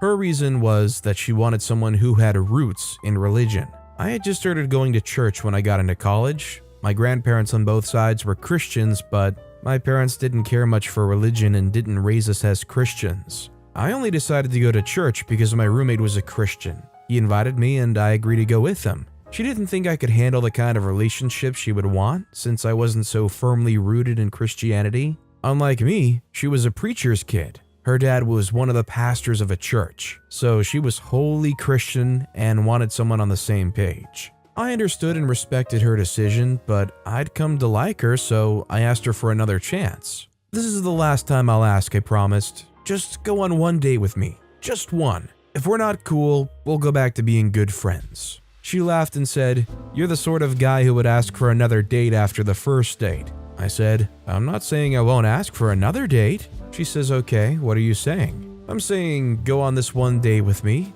and if you don't like me or what I'm about, you can refuse to go on another date. She tilted her head to the left. You'll never ask again? I promise. I'll be content with watching you from the pew. She agreed to go out with me. One would think I won a lottery that day. I returned to my dorm room smiling and singing Christian praises, yelling hallelujah every hour. As I hoped, our date went well. We saw a movie and then sat in my car, talking, eating pizza, and generally having a good time. She had so much fun that when I dropped her at the dorm that night, she asked me out on another date. I gave her a hard time about it. Now you have to chase me like I did with you, I joked. She said fine. I changed my mind. Let's not see each other again. No way, we laughed and went out again the week after. In a month, she became my girlfriend and we were inseparable ever since. When she finished college, she worked with a professor on campus, so we saw each other frequently. When I was done with school, I moved to a different city, and not too long after, she got a job at a university and had to move to my city too. It didn't make sense for us to live apart since we now work in the same city, but my girlfriend was not having it. She insisted on living with her cousin who lived in our city. I understood that she would rather not live with me since we were unmarried and she wouldn't want people raising eyebrows, so I was okay with us living apart. She moved in with her cousin, but was in my apartment most of the time because her cousin had a loud roommate, and she could hardly get any work done there. I got tired of seeing her shuffle between my house and her cousin's, so I brought it up again. Why not just move in with me? She agreed and we started living together, but she never told her parents though that she lived with me. They thought she got her own apartment for a while until they found out we were living together. They began pressuring us to get married. Since her parents were preachers, they didn't think it was good for their reputation if their daughter was living with a man she wasn't married to. At first, my girlfriend didn't give in to the pressure, but later on, she started talking about getting married too. Many of her old friends from church were getting married and she had started to feel inadequate and guilty. I would try to stall the questions about marriage, but she kept pressing. So, I promised that we would start making serious plans as soon as I got my finances in order. I was not ready to get married at the time, but I was willing to do it for my girlfriend. It bothered me that she might leave me if I didn't propose soon enough, so I started to plan towards proposing and us getting married. I decided it was best to wait until I got the promotion I was expecting at work. The promotion would get me a raise, so my girlfriend and I could move to a bigger and more spacious apartment after we get married. I thought I could also get her a nice ring and save for a decent wedding. It was just as soon as I got my promotion that I found out she was cheating. For some weeks, my girlfriend stayed later than usual on campus. She would complain about having many papers to grade and having some papers to finish. As a boyfriend who was trying his best to be supportive, I would send flowers over to her office. I never suspected that she was cheating or that she could ever even cheat on me. I chalked her being distant and uninterested in stuff to be due to the stress that she was going through at work. Then, she started to randomly mention this really tall dude at work. He's so tall, my goodness. It's almost ridiculous how tall he is, she would say. I felt a bit jealous at the time, but I never thought anything could happen between them or that she would even have the eyes for the tall dude. Well, it turned out she cheated on him. The day I caught them red-handed, I'd finished late from work too and I bought some Chinese food for her. I thought then rather than wait for her to return home, I'd take the food over to her and we could eat dinner together in her office and then go home from there. The school had a separate parking lot for staff, so I parked some blocks away and hurried to her office. From afar, I saw her kissing the really tall dude. I knew it was the guy she was talking about because he was indeed a really tall guy. They were locked in an embrace for a while, then she released him, he got into his car, drove away, and she turned to walk into the office building. I was devastated. I'd already begun planning to propose and had started looking at rings online. It hurt me that she would do that, but I was also grateful to Providence for finding out early enough. For a while, I couldn't believe what I'd seen, and I stood there watching her return to the building. My girlfriend and I had never had that sort of issue, not even in college. I had in fact thought that I would sooner cheat on her than she would cheat. I was the one with the bad boy reputation, the one who everyone thought could never be a good boyfriend. I remembered the first time I met her parents. They were skeptical about our relationship, and they didn't hide it. They told me they weren't convinced I was a good Christian and that I would make a good partner for their daughter. Her dad was exceptionally skeptical, but his daughter wanted to be with me, so he came to terms with it eventually. Her parents were even more enraged about us living together. For a long time, he sometimes tried to subtly convince us to live separately. Some other times, he would outrightly tell her to move out and even offer to pay her rent for a year. My girlfriend refused though. She insisted that we would get married soon anyway, so there was no reason to live apart. When my girlfriend returned home that night, I asked her where she had been. I had so much work to do at the office, so I stayed back with another professor. Who was that, the tall professor? I asked. She said yes.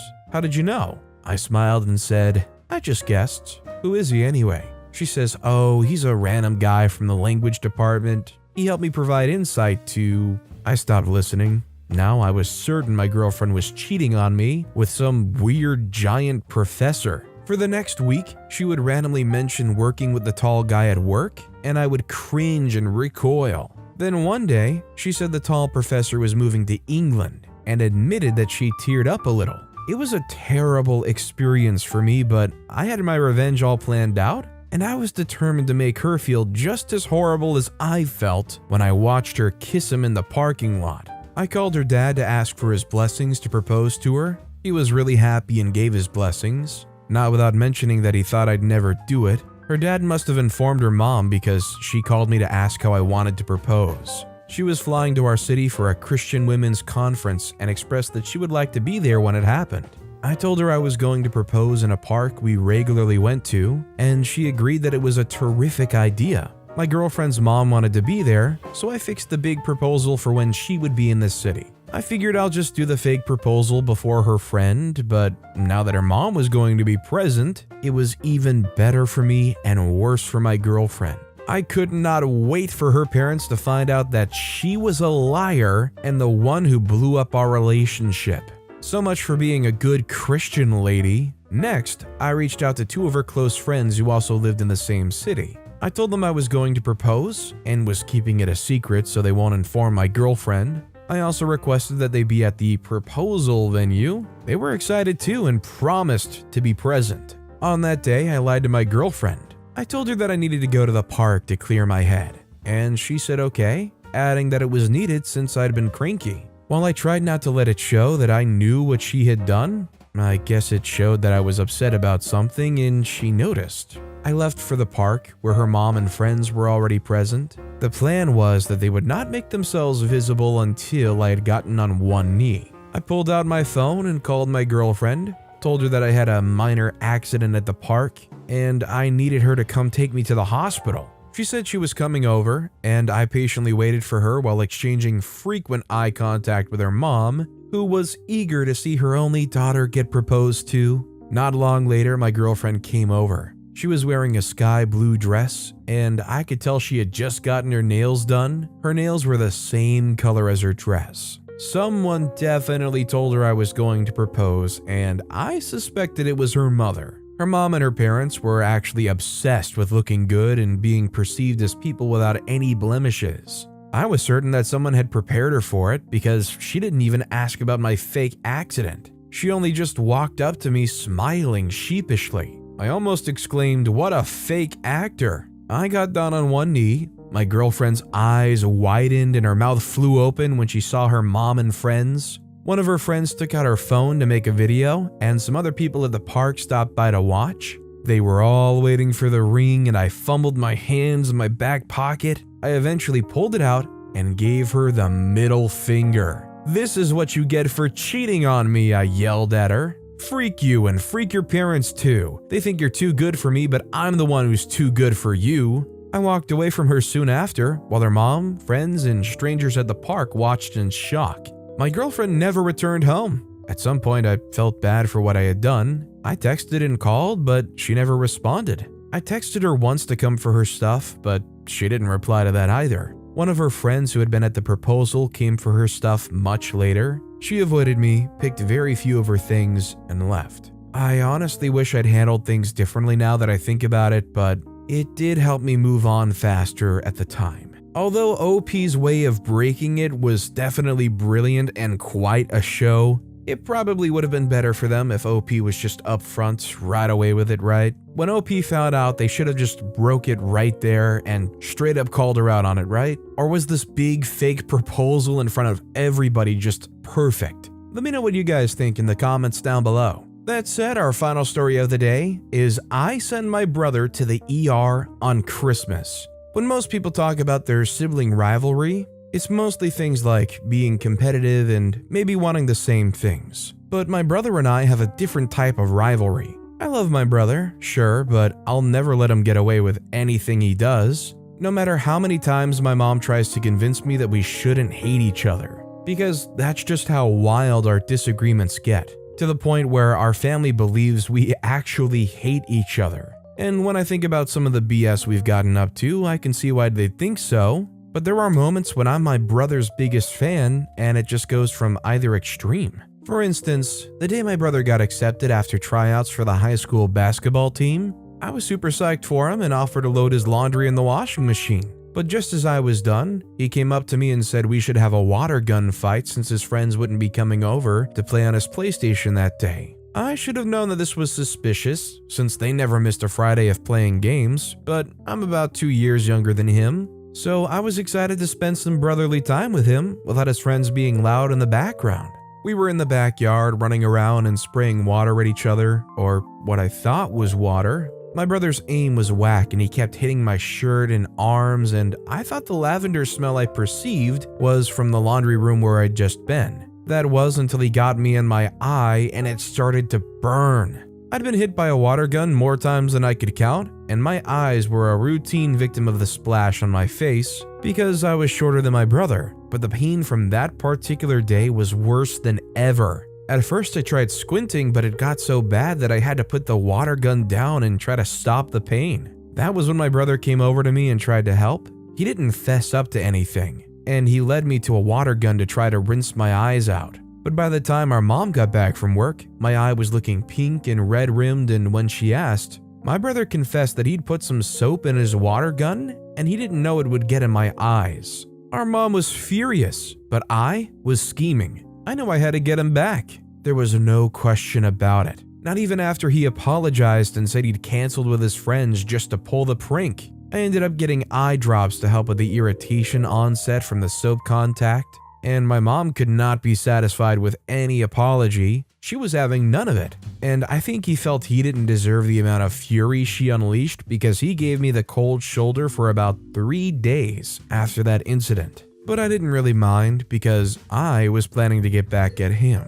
I went for the most basic thing I could think of. Got some money I saved from my land mowing job over the summer. Bought 3 bottles of shaving cream and emptied out his shampoo bottle in our shared bathroom before filling it up with shaving cream, and then I waited. My brother's scream was the first thing that woke me up the next day. He was standing in the hallway holding a chunk of hair, and he had a bald patch by the right side of his head. It was a hilarious situation, but I knew better than to laugh. Our mom made him shave his entire head so he could grow it out all evenly, and he hated me for it. It was nearly a week after he got me in the eye with his soap water, and I'd completed my revenge. Although my mom grounded me for it, it was definitely worth it. But that wasn't the end of our rivalry and pranks. Not even close. Our mom likes to joke that we might cause her death to happen earlier than the universe has planned for her. And to be honest, I can understand her point to some extent. Our dad left when we were quite little, and our mom had done the role of the single parent excellently, but our family and friends constantly talk about the fact that growing up without a dad made us very excited to be active.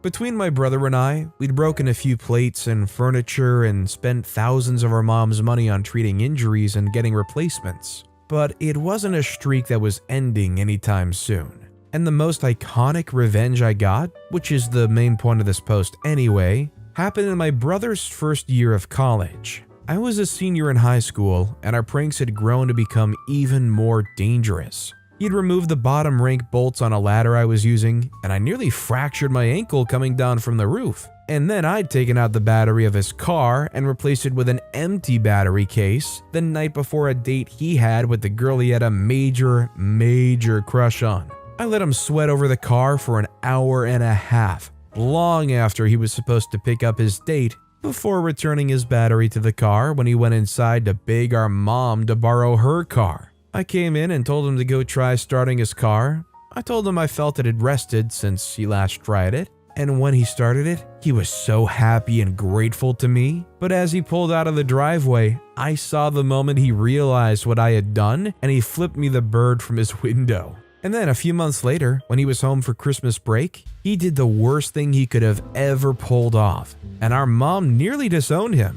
I was going to the gym for hours every day after school to keep fit and practice for the wrestling championship I had coming up in a few weeks. And I was snacking on protein and energy bars at every waking hour. My brother made fun of my new eating habits, but he knew not to cross the line because I was physically bigger and stronger than he was. So he tried to prove that he could still beat me despite the fact that I was benching 200 pounds. My brother replaced a granola bar I'd set out on the kitchen counter with one that contained almonds. And as my unfortunate luck would have it, I had swallowed the first bite and started chewing the second bite when I took a glance at the wrapper of the bar. The packaging for all the flavors of that brand are quite similar, but the font shows the ingredients with varying design differences. That's why I cautiously check each bar at the store before checking it out. But as soon as I saw the wrapper and the huge almond written on the front of it, I spat out that second bite and rinsed my mouth out. I thought I was imagining my throat starting to close up, but I couldn't be certain, so I rushed up to get my EpiPen and injected it into my thigh. For about an hour after that, I had to rest and allow the adrenaline to do its thing, but my heart was still racing in anger. I knew my brother had done it. There was no question about that, but I still couldn't confront him about it without our mother knowing. If she did, I wouldn't be able to get my revenge fully, so I decided to keep quiet till I could get him. When I went back downstairs, I saw my brother check the bin and spot the wrapper, and then look up in surprise as I sat at the table. But I didn't give him the satisfaction of saying anything, and when I got up to go to the gym later that day, my brother asked if I was okay, and I asked him why wouldn't I be? Now, here's a little fun fact. My brother's the only one in the house who likes ketchup or uses it. Our mom hates the smell, and I hate the texture, so we never have it around unless he's back home from college. Christmas was a few days away, and my mom reminded me to get ketchup for my brother so he could have a condiment for meals during the festivities. And I saw it as my opportunity to strike back. My brother could drink a bottle of ketchup straight, but the tiniest taste of hot sauce would be a near-death experience for him, so I knew exactly what I needed to do. On my way back from the gym, the day before Christmas, I bought 2 bottles of ketchup and 2 bottles of hot chili sauce, and then I poured out the ketchup and filled it up with the hot sauce and took it straight home to the fridge. Then, to add brilliance on brilliance, I suggested to my brother that we should order fries and some wings for dinner since our mom was out visiting her friends. Excited to stuff his face with ketchup,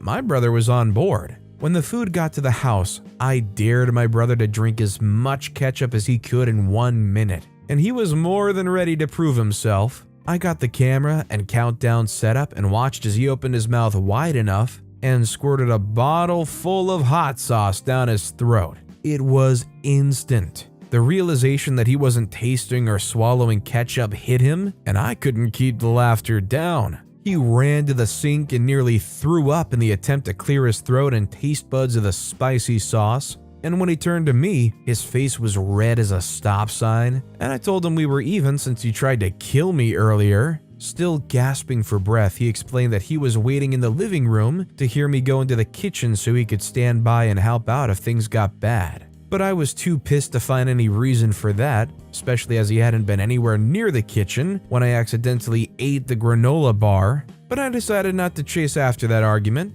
After all, I knew his problems with the sauce were just starting. He threw out the bottle of ketchup he had just tried to drink and grabbed the second one while shaking his head at me. I'm sure he thought I couldn't be evil enough to tamper with both bottles, but he quickly realized I was smarter than he was when he slathered a piece of chicken with ketchup and was choking seconds after it touched his tongue. He didn't even have the time to be angry at me because he was running straight to his room as he was quickly coughing up a storm. By the time our mom got back, my brother was making repeated runs to the bathroom since the heartburn was getting so bad and he was having a serious reaction to the spice. My mom was worried because he didn't look well, and she said they'd have to go to the ER. She was so stressed out about it, and I offered to drive to the hospital. And we were there till Christmas morning. The doctors cleared out my brother's stomach with some fluids and gave him some antacids, but the stress of nearly passing out his intestines got him really well, and he was knocked out, flat, fast asleep.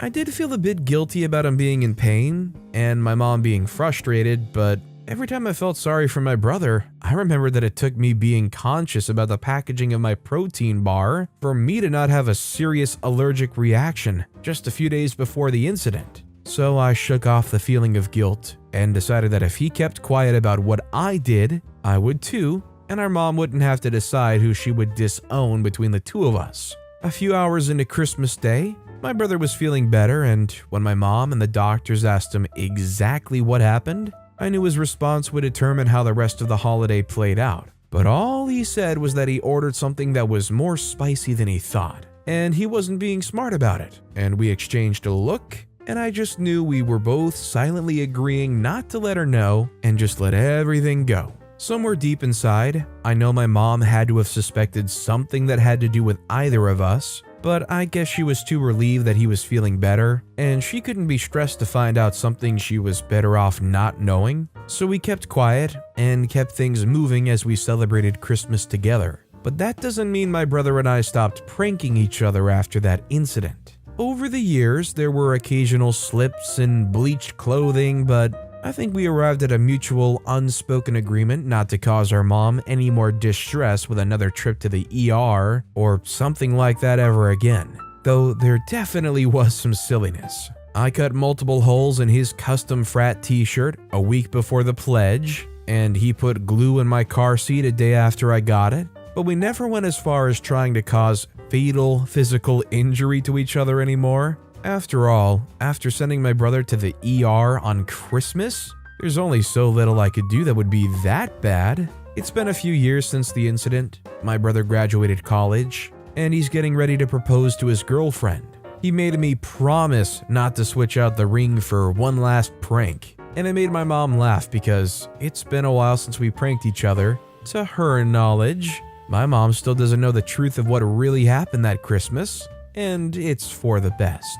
You gotta love that there was some mutual destruction going on here, and even after it got to the worst of the worst, they still had a brotherly truce that even in their mutual destruction, do not tell mom, a regular old snitches get stitches type brotherly thing. I humiliated my ex-wife. When I was in high school, I fell in love with a girl. She was popular and pretty, had boys lining up to date her. Yet it was during one unexceptional lunch in the canteen that she came and sat opposite me. Being teenagers, we didn't navigate the whole date thing very smoothly. If I'm honest, I messed it up pretty bad. It started off well. I asked if she wanted to go and see a movie, but after she said yes, there was a lull in the conversation. Desperate for something to say, I started babbling about how comfy the seats were in the theater. I saw one of my friends who was in earshot trying really hard not to laugh. At the end of the day though, the important thing was Dakota said yes.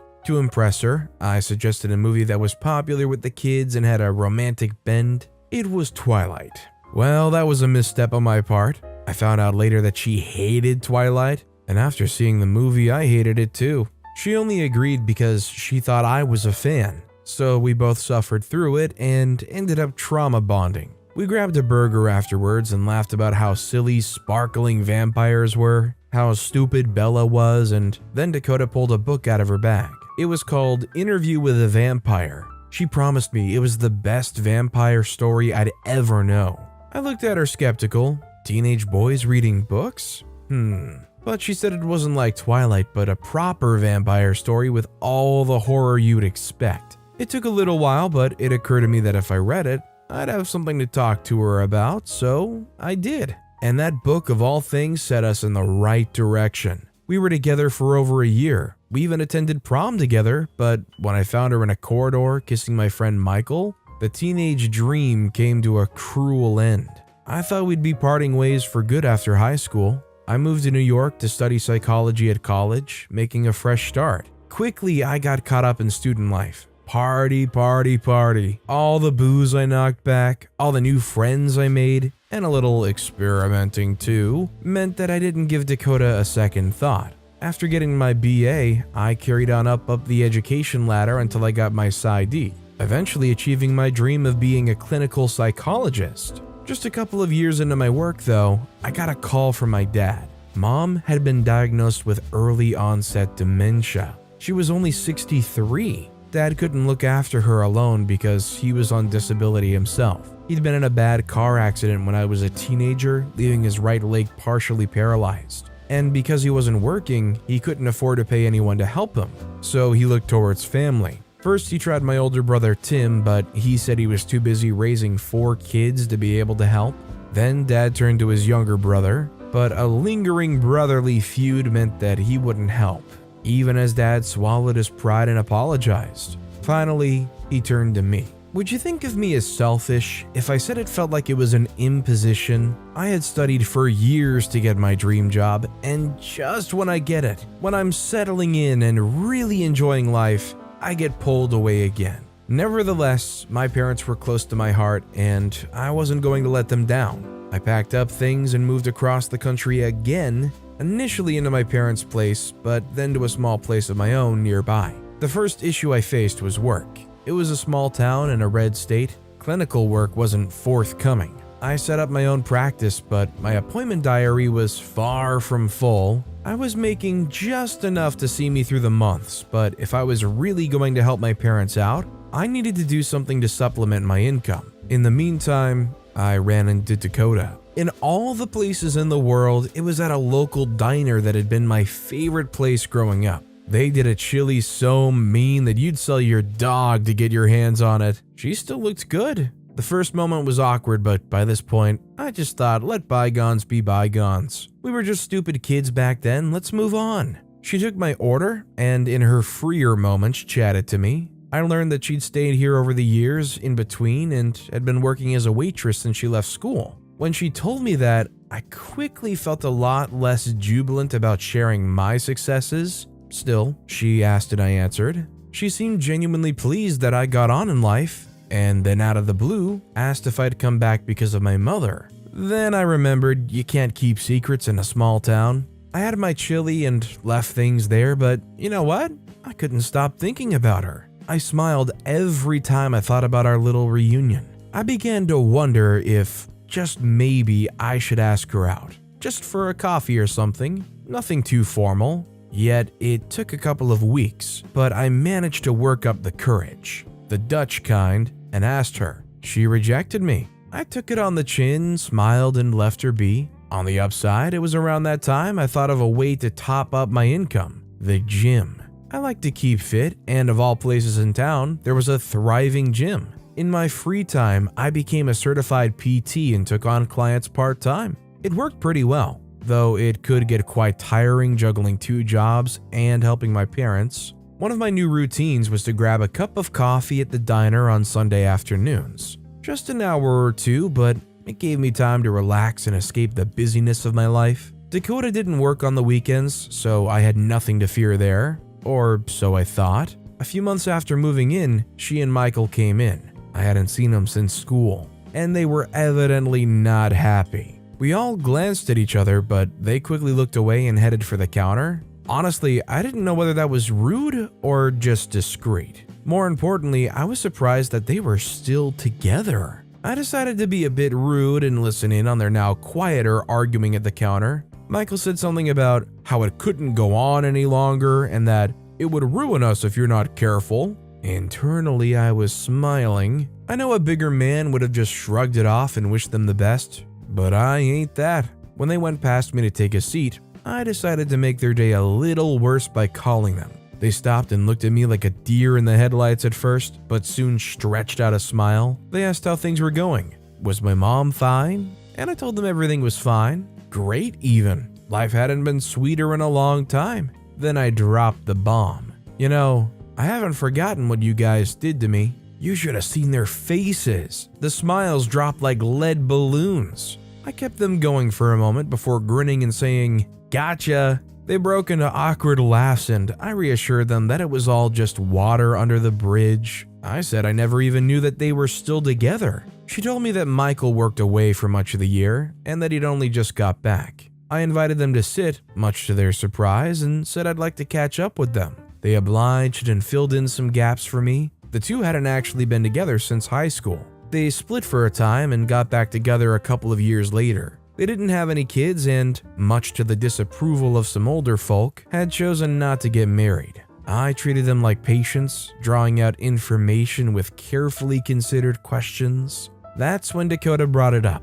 "I've been hearing that you're a psychiatrist now." "Almost," I replied. "I'm a clinical psychologist." Then I asked Michael what he did for work. He worked on cruise ships, he said. He was an entertainer, a real people pleaser apparently. I was tempted to make a snide joke, but I managed to restrain myself. Didn't want to overdo it. He had just finished a 6-month contract and now had 2 months vacation. I asked if they were going to go anywhere nice. Michael huffed and said, "Not likely," before giving Dakota a little side eye. My gut told me that this argument had been about money and that she was the instigator of the issue. As far as I could see, that could only mean one thing.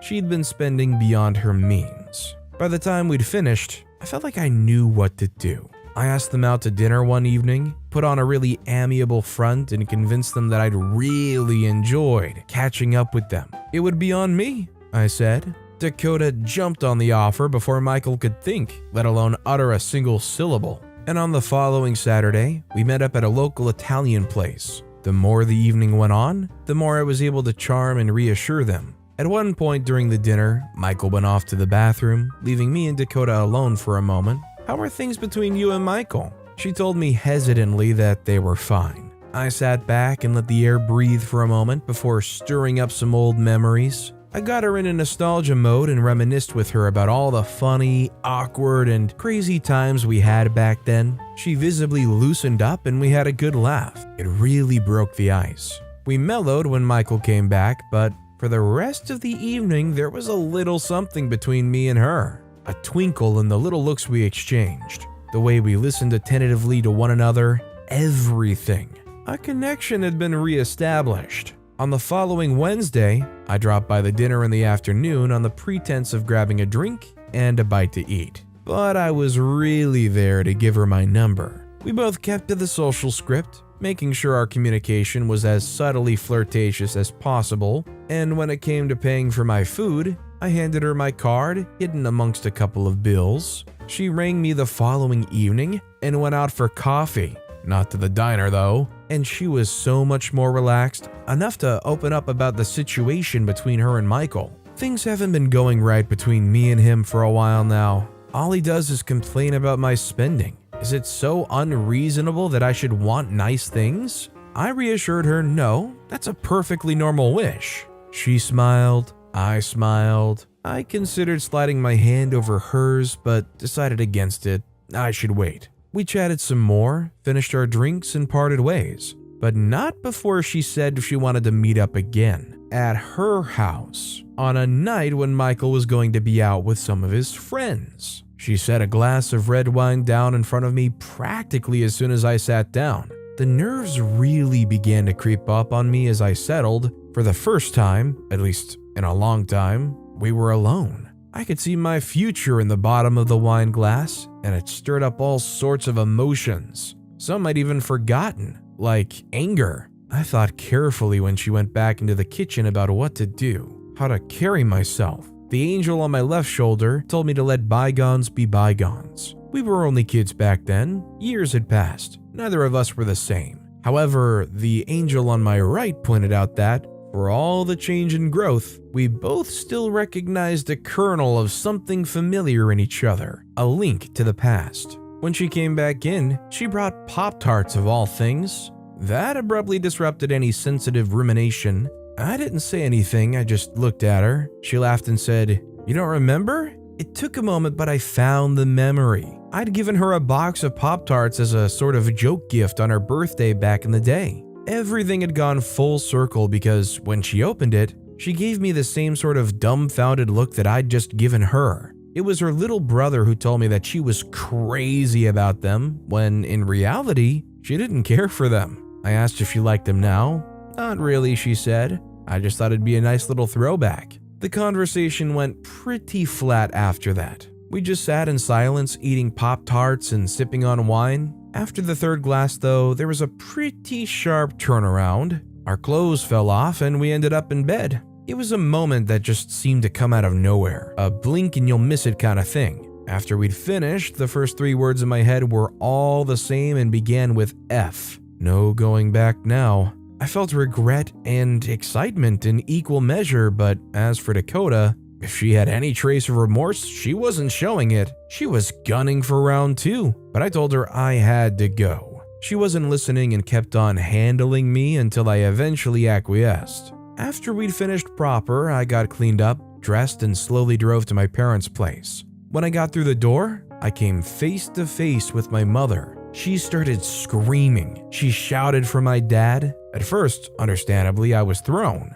Then reality hit and I realized that she was having an episode. I tried to calm and reassure her, but it was no use. She was convinced I was an intruder. It was only when my dad came in and held her that she started to cool off. At his suggestion, I made myself discreet for a while, just until she came back to us. I lay on my old bed with my head buried between my knees. This whole day had been an emotional mess. I just wanted out of my life, to pack up and run off to a cave by the sea, become a hermit. At this point, I felt insanely vulnerable. I gave in to Dakota, to the past, and to her alluring fantasy of a fun, baggage-free affair. Any spare moment we had, we spent together. We did have fun, rediscovered one another, and even tried hooking up on the beach, like in that Burt Lancaster movie, though it wasn't nearly as romantic. You end up picking sand out of some very dark places. For the second time,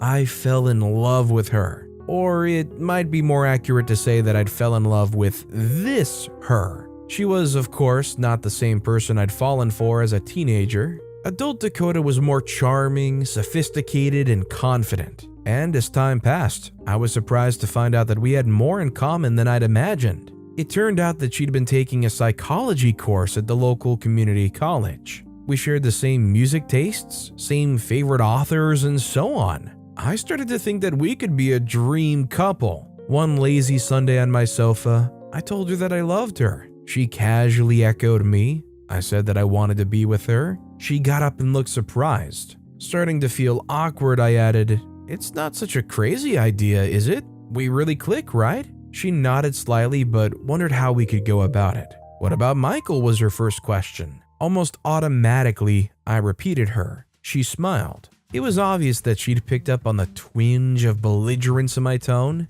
She played with me. Maybe I should go back to him. I didn't say anything, just looked at her expectantly. After a moment, she finally got serious and agreed that there was something special between us. 2 weeks later, she moved her stuff in and had sent Michael a Dear John letter. Of course, there was talk around town. Even my dad had asked, though not judged, but we didn't much care. We were too busy enjoying the new spark.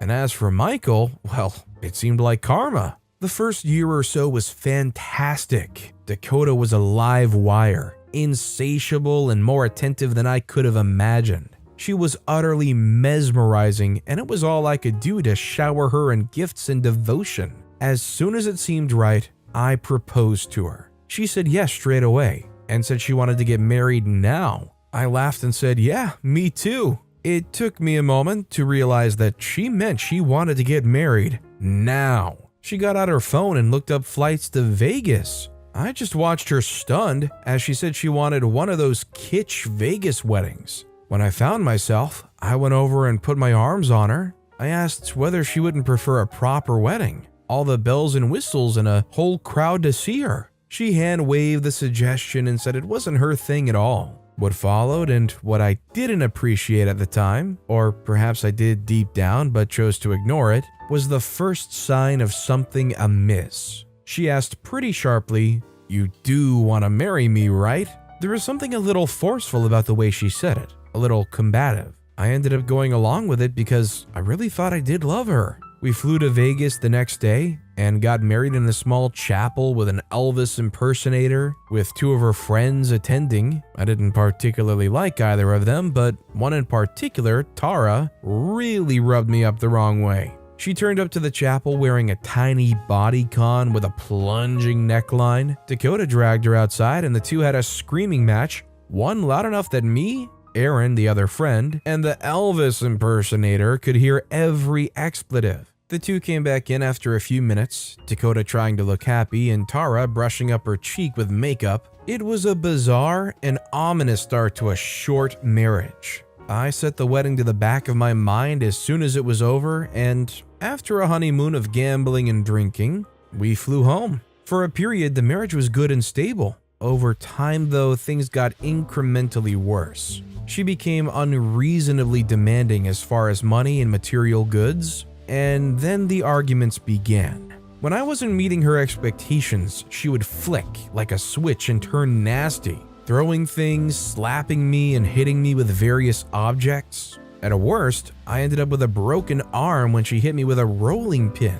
In the meantime, Aaron dropped in occasionally with gifts for her, the kind that come in clear plastic bags. They would go in the bedroom and get off their faces. The world felt like it was spiraling out of control, and all I wanted to do was jump off. I tried to help her. I suggested she get clean because I knew where she could end up. I'd seen the final result before. No matter how much I tried or how many times I told her I loved her, she shut me out until she wanted something. Meanwhile, my mother, in one of her confused states, had ventured across to the stairs one night and fell. An ambulance whisked her off to a hospital, but she died on the way. I was a grown man, but I wept in my dad's arms like a child. I was falling apart, and I didn't know how to put the pieces back together. I confided in him that my marriage wasn't going well, though I didn't tell him about the violence. I'd already lied when he saw my arm in a sling, told him I'd been in a car accident. I was too ashamed to tell him that I was being beaten by a woman.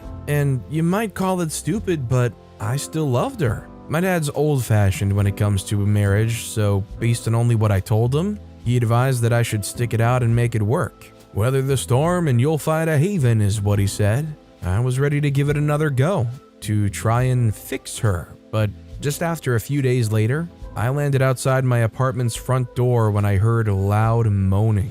After everything, this was the final straw. I flushed with anger and wanted to storm in there, but when I went for the handle, I just couldn't do it. My hand was shaking. I left and went for a long walk to cool off and get my head straight. When I thought about it, my first question was this the first time? Somehow I doubted it. Who was he? I decided that didn't matter. I'd taken her back after cheating on me, earnestly loved her and tried to do right by her, and she treated me like dirt. I decided to play the long game, though with her I doubt she could hold off long anyway. Then I'd leave. I was going to take the only thing in her name, her frayed reputation. If she lost that, she would lose everything. People in that town, particularly the hard-nosed and influential Christians, would turn their backs on her. She'd be a total pariah. So I went looking online for discreet cameras and found spy cameras hidden in everyday objects. I bought an air freshener and stuck it on the shelf opposite our bed. I left it running, and then after a week I checked it whilst she was at work. She surpassed my expectations. It wasn't just one man, but 3 different ones on separate occasions. I didn't even feel angry, I just felt numb. Then I turned my attention to the printer and used so much ink that I had to go out for more. Whilst I was out, I bought some tacket too. Then the next day, I went into the town and stuck photos of her bare self in the tender act of adultery around busy areas. In some shots, you could even see some residue on my nightstand.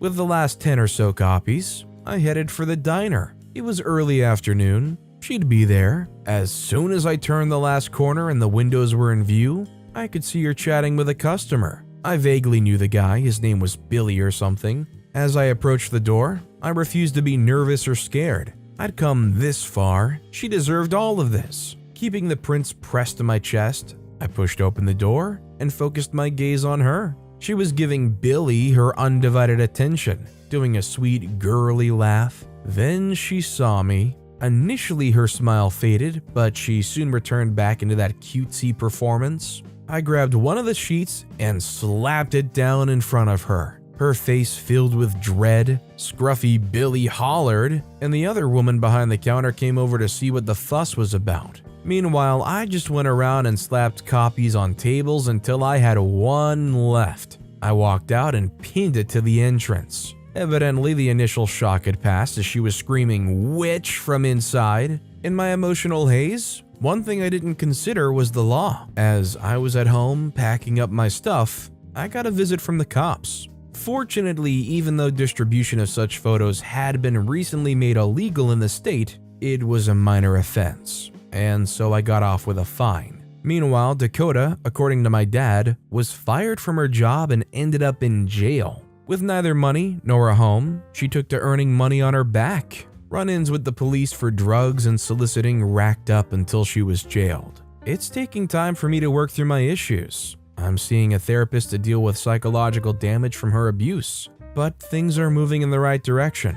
I'll never take a cheat back again though. Once bitten, twice shy. Considering the story OP shared here, and considering whatever else you may have picked up during your time here on Earth, do you believe in the saying, once a cheater, always a cheater? As in, if somebody cheats on you, you can never trust them again? That they're probably just as good to cheat again in the future? I'd like to know what you guys think in the comments down below. Caught in the act. I'm a 28-year-old woman, and I lived with my 31-year-old boyfriend of 3 years until 1 year ago. His name is Luke and he works as an engineer. We met when I was 21 and working 3 jobs, and he was 24 and new to the city. We didn't get along right away because he hated my guts and I hated the fact that he came to the bar I waitressed at every night, only ordering 1 drink and sitting in the far corner like some lonely loser. I was quite the witch to him, but somehow I never missed being a server until he stopped coming to the bar for a few months. When he came back, I made the first move to ask him for his number. We hit it off and were friends for about 2 years before he asked me to be his girlfriend. Our relationship was my first serious one, and I was so ridiculously happy with Luke. Seeing as I was a student while I worked 3 jobs and he had much of a better income, Luke suggested helping me financially. I refused because I was brought up in a household full of hardship and had to work for my independence. Giving up my jobs would mean that I was at the mercy of someone. It was a long fight before I had finally quit 2 of my jobs, keeping the one that paid more. Luke was amazing for the first year we were together. He always opened my doors and insisted I spend weekends at his house so that he could cook for me and baby me. During my final exams, he made a little nook in his study for me, drove me to and from college, and did everything to make sure I wasn't super stressed about my exams. He seemed too good to be true, and I tried my hardest to match his level of sweetness, but being poorer than him meant that I didn't have many options. Most of my problems could be solved with money. His, not so much. So I did my best to bend over backward for him in other ways. Emotionally, physically, doing the absolute most for him in the kitchen and the bedroom, while being his emotional support animal. After our first year together, it just made sense to move in with him. I mean, he had a huge space that was much larger than my dingy apartment. His kitchen was the size of my entire apartment, and I basically stayed there nearly every weekend. My friends advised me against it, suggesting that I waited until he at least proposed. But I was young, in love, and didn't give a crap about anything that they said. The first few months staying together were the best because it felt like a new kind of intimacy. We hooked up a lot, were together, and slept in whenever we could make out time too. I felt so much closer to him than before, and our relationship was so much more fun. While being in a healthy, happy relationship comes extra pounds. I didn't know if this happens to everyone, but it happened to me. I went from a size 10 to a size 12 in about 3 months. I didn't notice much until one morning, Luke asked me to join him on a jog. I didn't think much of it, but refused because I had to work early that day. He kept asking me for about a week, and I kept declining because I either didn't have the time or the energy. After nearly 2 weeks of him constantly asking every single day, I jokingly asked why, and he blew up. saying how much he liked petite women and that I was making myself become less attractive to him. It was shocking to hear from the man that was supposed to be my boyfriend, and I was so stunned I didn't have any reaction until hours later. It was weird because I'd never been skinny, at least I didn't think of a size 10 as skinny, and I was also about 5 feet 7 inches tall, which I always thought was pretty tall for a girl. I gave Luke the silent treatment for an entire week before he apologized, sending me flowers at my workplace nearly every day, buying me a ton of expensive things, and basically trying to use material things to get me to speak to him. When he explained himself, he said that he didn't mean to say that he liked petite girls, because I obviously had never been petite, but it got me thinking whether he even liked me at all, or if I was ever his type in the first place. The thought of being unattractive to my boyfriend of almost 2 years was unthinkable to me, and I immediately put my entire life into losing weight. Now, I wish that I could have told myself at that time that I looked fine and healthy, not overweight. I put so much effort into counting my calories and going for jogs every morning and evening. As I shed the weight, Luke became more affectionate to me, and it was like the beginning of the relationship all over again. I was thriving in the attention and nothing else mattered. My family and friends were concerned, but I assured them that I was healthy and there was no need to be worried about me. It was obviously a lie because I'd started getting dizzy a lot, having constant headaches, and dropped down to 130 pounds in the span of a few months. I still cooked and cleaned and presented myself to Luke for hooking up every other day while still having a whole job. I could only fake having my life together for so long before I passed out at work one day and had to be taken to the ER. I found out that I was 2 months pregnant and was also diagnosed with anorexia. The doctors insisted that I got treatment for my illness, and while I was in the process, I lost the pregnancy. While going through all this, Luke was away for a work thing for nearly 3 months. And with the time zones, we barely even got to speak to each other. I went through all of it alone, and by the time he returned, I thought I would get a lot of love and attention from him. Instead, I got a cold shoulder and silent treatment. He refused to sleep in the same bed as me, eat anything I cooked, and always mentioned that I looked like a corpse and he didn't want to catch what I had. My recovery was really hard because Luke became very toxic and emotionally abusive, sometimes going as far as saying that I killed the baby that we were supposed to have together. Fortunately, my friend stepped in and helped me through it, and one step at a time, and lots of therapy sessions later, I started to heal from the eating disorder and the loss of my child. Luke and I were barely speaking, but I held on and tried my best to make it work. When I started to look healthier, his affection for me resurfaced, and we were really good again. However, I couldn't help but wonder what he was up to during the time that we weren't sleeping together because I was too sick. There was no way he was staying celibate because he was such a sexual person and he needed to lay like he needed to breathe, forgive my French. I went down the overthinking train, and before long, I was snooping around, noting his patterns, and one time, I followed him to work just to see if he would go see someone else. I finally caught him when he went out of town for work in a hotel that was about an hour away from where we lived. I wasn't as devastated as I expected to be, although I did cry in the car a little, just before going to the hotel and getting another room just 2 doors down from Luke's. I closely monitored them until the week ended, and I got a call from him letting me know that he was on his way back from work. I lied and said that I was away at my mother's place for the day. Immediately I noticed that he had left the hotel. I went straight to his new girl's room. I didn't want to fight. I just wanted to make sure that she knew who Luke was and what she was getting into. I knocked on her hotel room door, pretending to be room service, and when I got in, I basically laid out the progression of my relationship with Luke to her. Turns out she, we'll call her May, had no idea that Luke was in a relationship with me, and they had been together for about a year. I did the calculations, and they got together around the time that I had started the battle with my eating disorder. It enraged me that the moment I wasn't a perfect young woman in his eyes and actually developed problems, he got someone else in my place. May was the same age as me and very petite, around 5'2" and a size 6, but she was such a sweet person that I couldn't fault her. She was also very angry on my behalf. While I considered moving out in silence and blocking Luke on everything, she really wanted to go full revenge mode.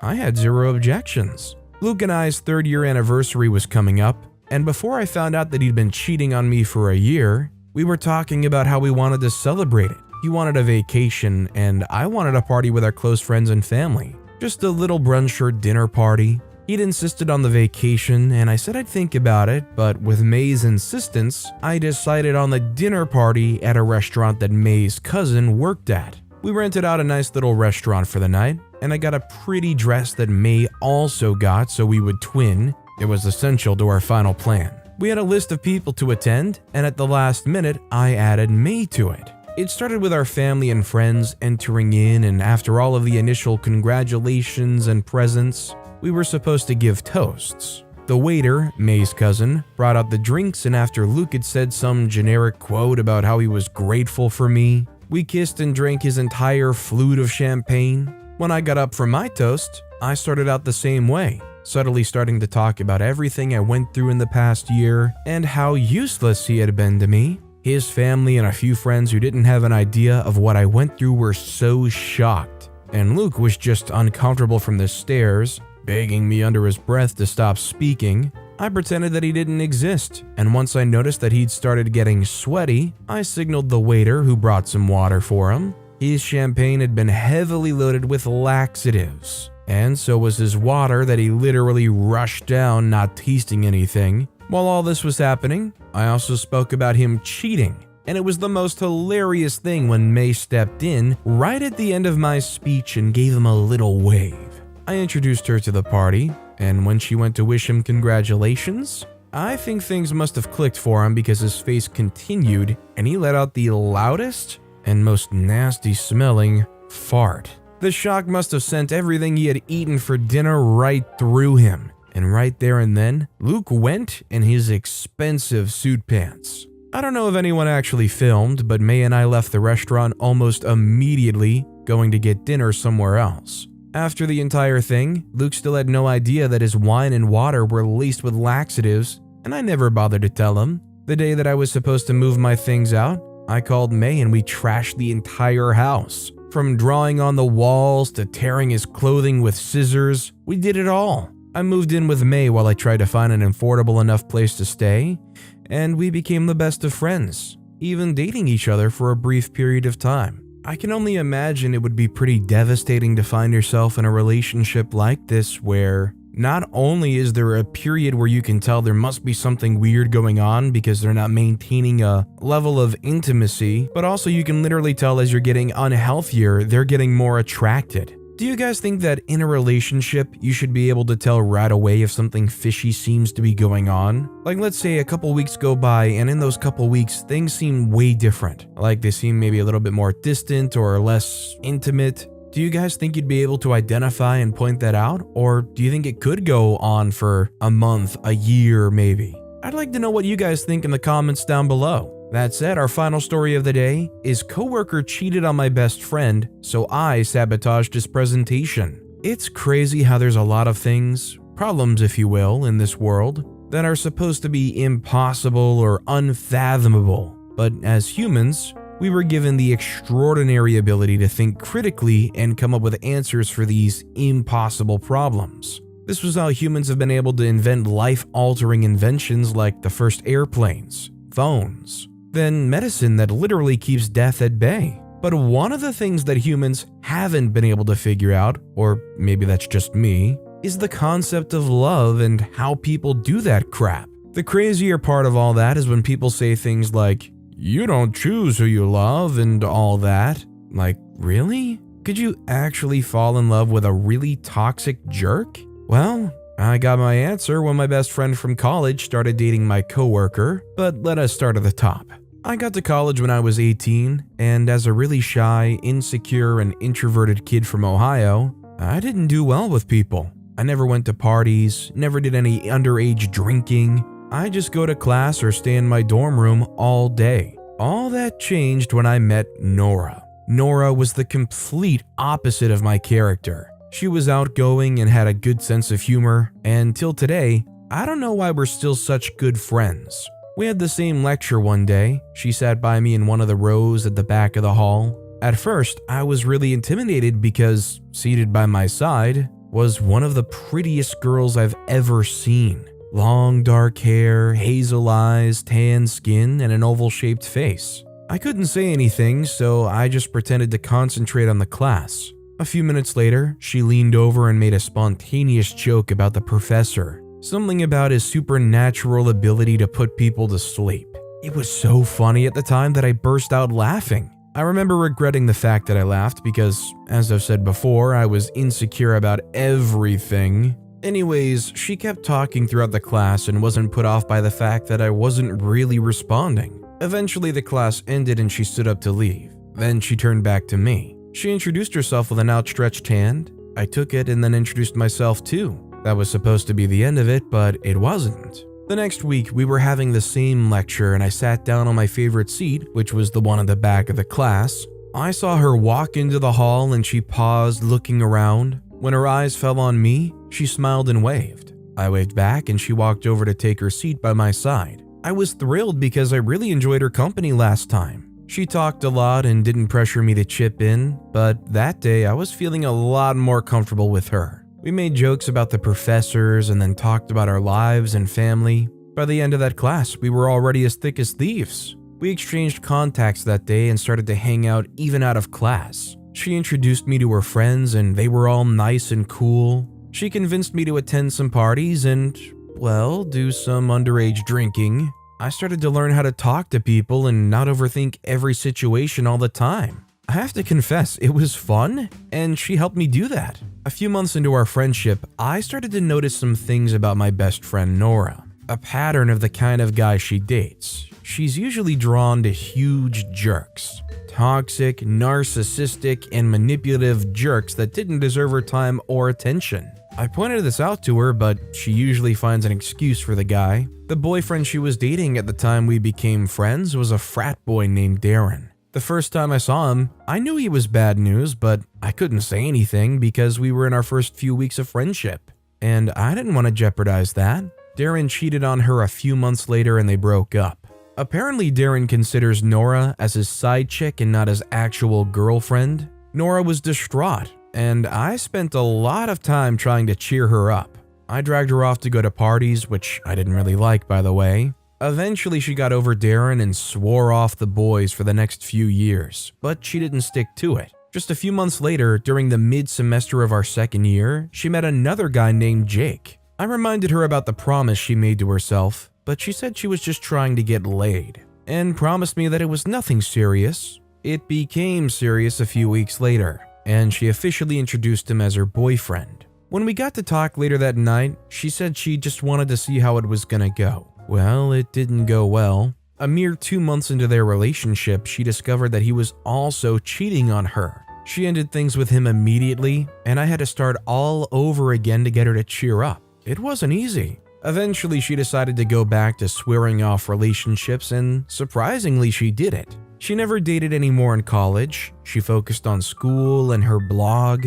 After graduation, I moved into an apartment close to where I was interning, and she decided to move in with me because she had a problem getting an apartment. Her blog was still in its early stages, so she wasn't earning a lot of money. It was fun because we got to see each other more often than ever. Our relationship never got romantic though, because I was gay. Anyways, a few weeks into my internship, some of my colleagues decided to throw a party after work, and we were encouraged to invite friends. I decided to go with Nora, so by 7 o'clock we went to the party. I introduced her to some of my coworkers and then left her alone for a minute to get some drinks. When I got back, I found her talking to one of my coworkers. Let's call him Jimmy. Jimmy was without any doubt the worst guy I've ever met. Why? Well, because he was an arrogant jerk who thinks of himself as superior because of his privileged upbringing. To add to the mix, he's also racist and homophobic. One time during a workers' night out, he asked me what type of girls I like, and I told him none because I was gay. He instantly went all biblical on me, telling me crap about the wrath of God and Sodom and Gomorrah or whatever. Ever since that day, he makes really inappropriate jokes and remarks about me, so I decided to avoid him altogether. That was why when I saw Nora with him, I almost lost it. I pulled her away and told her to talk to anybody else. Anybody but Jimmy. But the deed was already done. She had given him her number. Over the next few days, Jimmy called her consistently. Nora tried to listen to me and didn't pick up, but he was relentless. He called every day, twice in the morning before work and twice after work. One day, she just couldn't take it anymore. She picked up the call and they spoke at length. When I got home from work, she told me about the call. She said that Jimmy was going to apologize to me the next day because he knew that I'm the reason why she didn't want to hang out with him. Then she begged me to try to patch things up with him and be open to the possibility that we might actually become great friends. Against my better judgment, I said okay, but I maintained that either way, she still shouldn't go out with him. Then, truthfully, the next day, he walked up to my desk and apologized profusely about his behavior in the past, and begged me to give him a chance. I shrugged and said fine, but I always found an excuse not to go to the workers' Friday night out. Nora, on the other hand, couldn't stick to my advice. She'd been single for a little over 2 years at this point, and it turns out that Jimmy was a real sweet talker. I should have suspected this as he was the head of the sales department. Anyways, a few weeks later, Nora agreed to go on a date with him.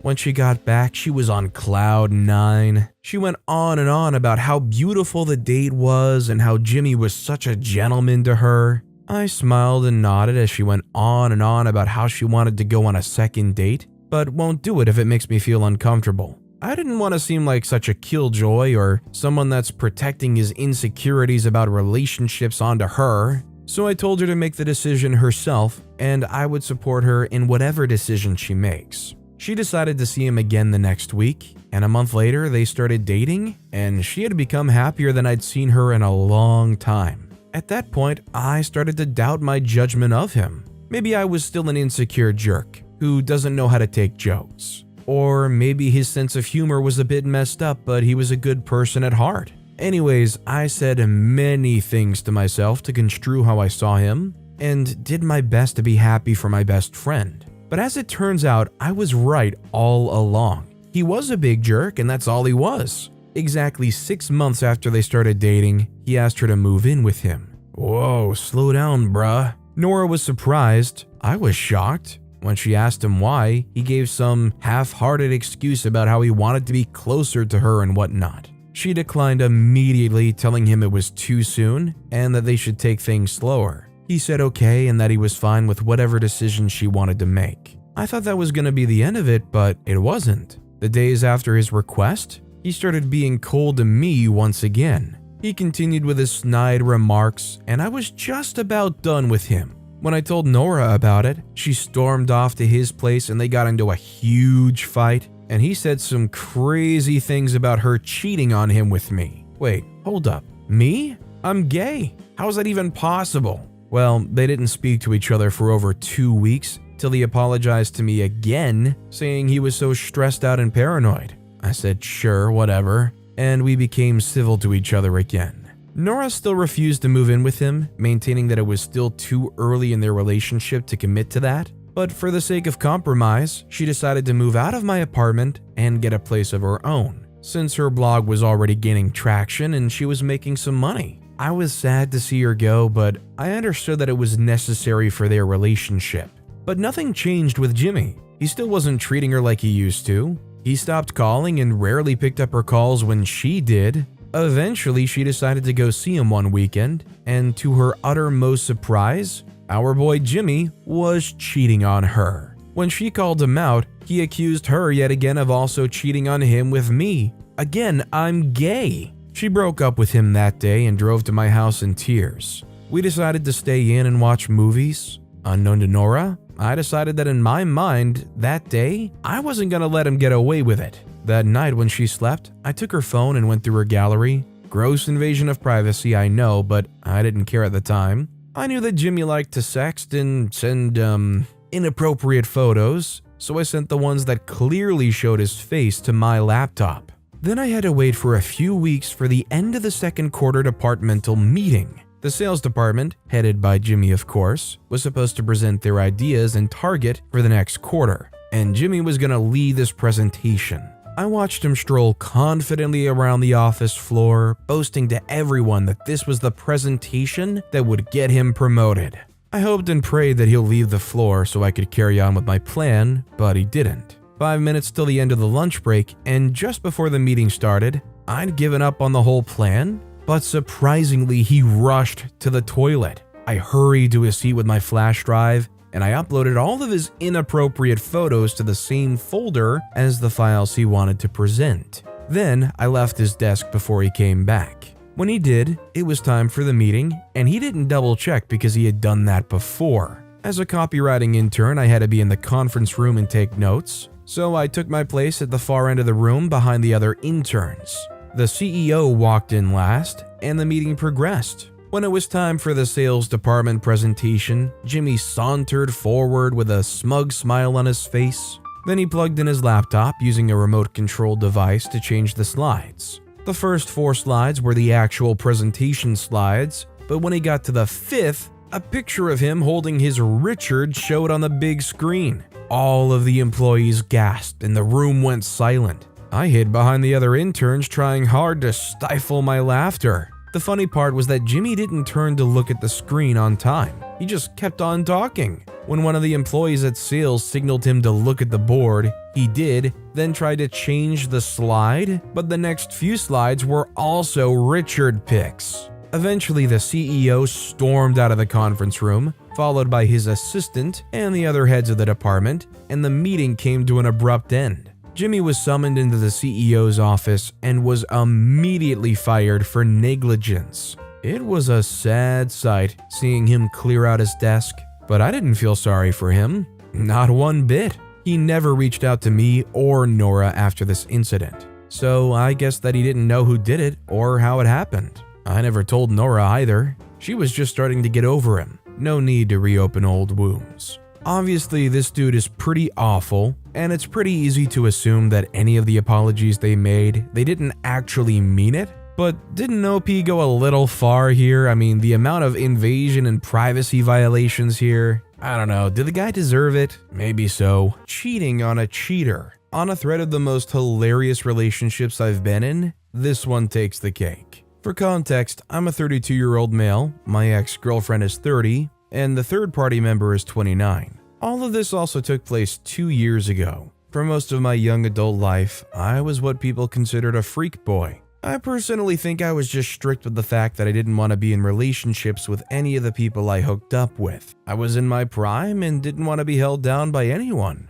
During that time, I noticed that I liked to be with party girls, women who were considered promiscuous and wild by society. I went to raves a lot, and I always hooked up with one or more girls by the end. I liked them because they knew how to be transparent when they felt attraction. With calmer girls, I had to chase them into admitting that they even find me cute, and even longer to get them into my bed. I didn't have a lot of strength for that. I met Ray, my now ex, at a rave, and I was rolling hard when she walked to my line of sight. And she had on a light-up outfit that caught my eye, and I was able to focus on it and get down from my very intense high. Later that night, I found her and flirted a bit, thanking her for saving my life with her outfit, before proceeding to ask her out for a drink.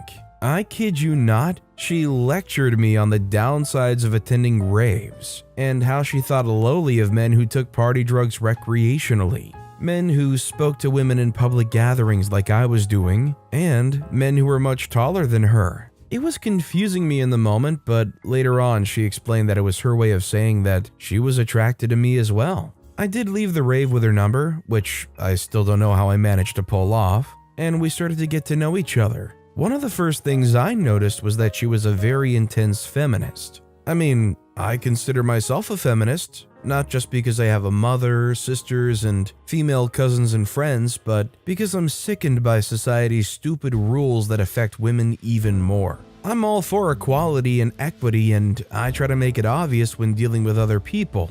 But Ray was more than just a feminist. She strongly leaned toward being a misandrist, hating men just because, and being pretty obvious about it. For our first date, she wanted a daytime date and picked a restaurant pretty close to my workplace. When we met, I found out that we worked just 2 buildings away from the restaurant on either side.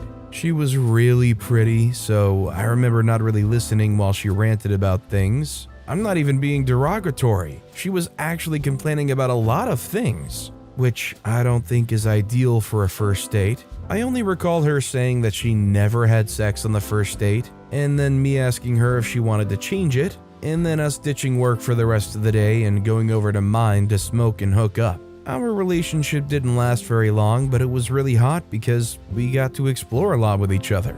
Other than that, Ray wasn't a very good listener. She wanted her boundaries respected, while disrespecting everyone else's. She judged smokers, but whenever she was over at mine, I went through my stashes 2 times faster because she smoked so much. She was a completely different person around her friends, another person with her coworkers, and then she let it all go with me. While I liked that she was herself with me, she was not a very good person. Our relationship became a little weird when she and her best friend stopped speaking because she, Ray, missed her birthday and instead of apologizing, brought up everything her best friend had done in the 15 or so years that they had been friends. I witnessed the entire thing and was horrified. After the call ended, she tried to explain that it wasn't her fault, and I tried to tell her that it was and she needed to apologize. She got mad at me and stormed out of my apartment, refusing to speak to me for days on end. Now, I'm a very patient person and I don't mind apologizing for the sake of peace, but I also know when someone's being a complete jerk and needs to get a grip. After 4 days of ignoring my texts and calls, Ray came to my apartment after work in tears, telling me that she apologized to her best friend via text and got blocked, asking me if I was happy because I'd made her lose her best friend. It was weird, but I had to be comforting because she was hyperventilating, and I didn't want a panic attack to ensue. After she was done crying, I tried to speak about the matter, but she shut me out completely. We were about 6 months into the relationship, and we suddenly began drifting apart. She responded to my texts pretty late or not at all, stood me up on our dates, and barely even spoke to me in general. This made me feel very bad. Anyone would feel the same if their girlfriend suddenly started ignoring them. It also bruised my ego badly because I knew my worth, and Ray was treating me like a piece of crap.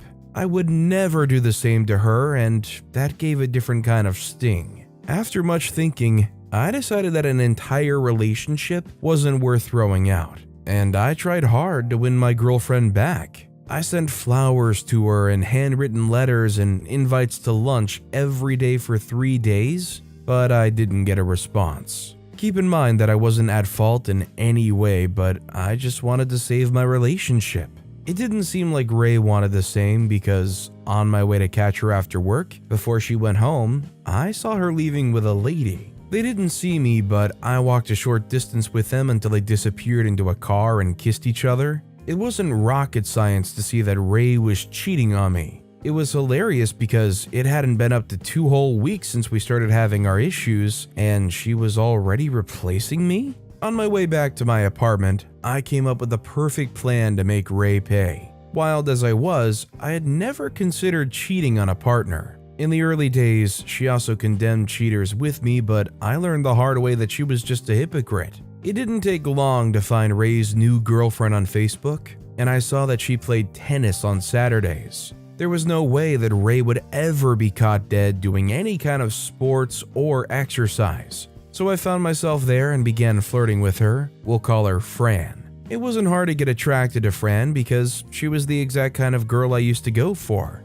A wild partier with a knack for adventure. The very first weekend after we met, she dragged me off to a music festival and a rave house party after. I didn't sleep for 2 whole days. It was insane. I nearly forgot that I was just trying to give Ray a taste of her own medicine until she messaged me asking to see. My guess was that Fran had started to slowly get bored of their fling, and she remembered that she had a boyfriend somewhere in New York. It was hilarious because Fran and I were now texting nonstop, and I was thoroughly enjoying it. When Ray and I met, she gave the parody of an apology and admitted to missing getting free weed out of me. I won't lie, I zoned out for half of the conversation, realizing after we had parted ways that I was completely over her. I still had the intention of making her rethink her entire life, so I had to be interested in what she had to say. It wasn't difficult because I had a short-lived hard drug addiction phase where I went into college every day for about a month, high off my mind but still high functioning.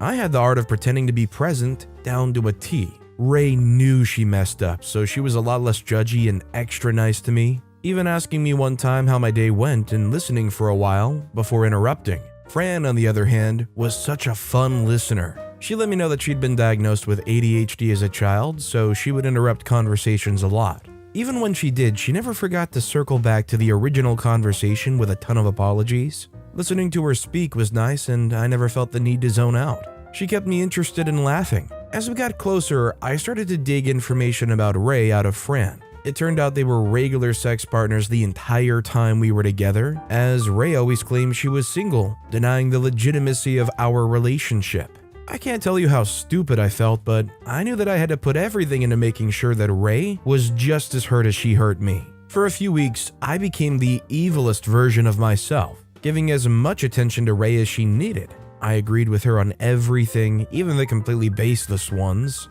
She was getting pretty invested in the relationship again, and we were nearing our 6-month anniversary. So I decided that it was the perfect time to execute my plan.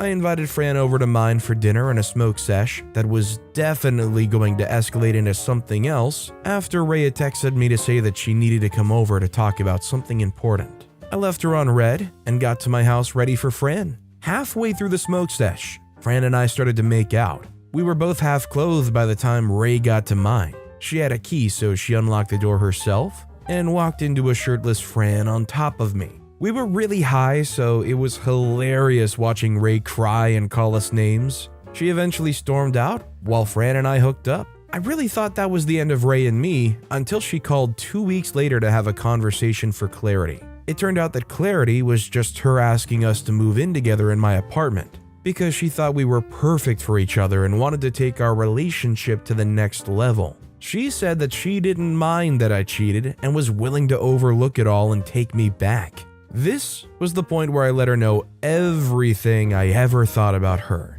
using some very colorful expletives to explain just how I felt about our entire sham of a relationship. By the end of our conversation, she was in tears, and I was very satisfied. I also let her know that I knew about her cheating on me and that I'd fallen head over heels with Fran, so I didn't need her contacting me again. Another 2 weeks passed, and Fran and I found out she was pregnant with my kid. This was around Christmas, so I got the clever idea to wrap the pregnancy test up like a present and send it to Ray with a mocking note, thanking her for cheating on me with Fran. I think she finally had enough because she blocked me on everything, and last I heard, she moved cities. Fran and I got married in February of the next year, and we now have our 1-year-old son and another little one on the way. To some, what I did to Ray was heartless, but I think she deserved it because I'm so sure I wasn't the first person who she had screwed over and hoped she would just get away with it just like that. Hopefully, I will be the last. Do you think that somebody like Ray in this situation, who went and was probably a repeat serial cheater and liar like that ended up having this level of revenge turned against them, would still be likely in future relationships to still cheat? Once a cheater, always a cheater? I'd like to know what you guys think in the comments down below. That said, our final story of the day is I slept with my best friend's boyfriend. I know I'm going to get a lot of judgment for this, but I honestly don't care. I don't regret what I did at all. If I get the chance to do things over, I'll do it again. My best friend was the first person I met in college. She was kind and gentle, or so I thought. We became close, and it wasn't until we became very close that I saw for myself what a terrible person she was. I was bullied all through high school because of my size, so I had walls around me. I wanted to just go to college, focus on studying, and never have any friends. I had friends in high school, but they hurt me so much that I was terrified of being friends with anyone. My best friend was nice to me when we met. She offered to show me around campus and even took me out for lunch. She was just a year ahead of me and told me all she thought I needed to know. She also checked in on me after I settled in my dorm room to make sure I was doing okay. I had never really been paid that much attention and concern by someone who wasn't my family all my life. People mostly just looked over me and avoided me. Soon enough, we became quite close. She had other friends, so we all hung out together frequently. My best friend had to be one of the most beautiful girls ever. She was gorgeous. She had a great body and dressed so well. She dreamed of being a stylist or creating highly engaging content about styling on Facebook. She already did that, though she didn't have a lot of followers at the time. Sadly, despite how pretty my best friend was, she was still super insecure about her body and looks. The sad thing about conventional and narrow standards of beauty is that it hurts all women, even the women who conform to these beauty standards. She always complained about her body. She avoided carbs like she would get a disease immediately after eating them. Sometimes she gave in and then would hate herself for it. If you wanted to terrify her, you just had to mention that she was gaining weight on some part of her body. That would ruin her entire day and maybe even her week. One day, her mom visited, and I and her other friend went out with them to lunch. I found out that day why she was so darn insecure. If I had a mom like that, I'd be like that too.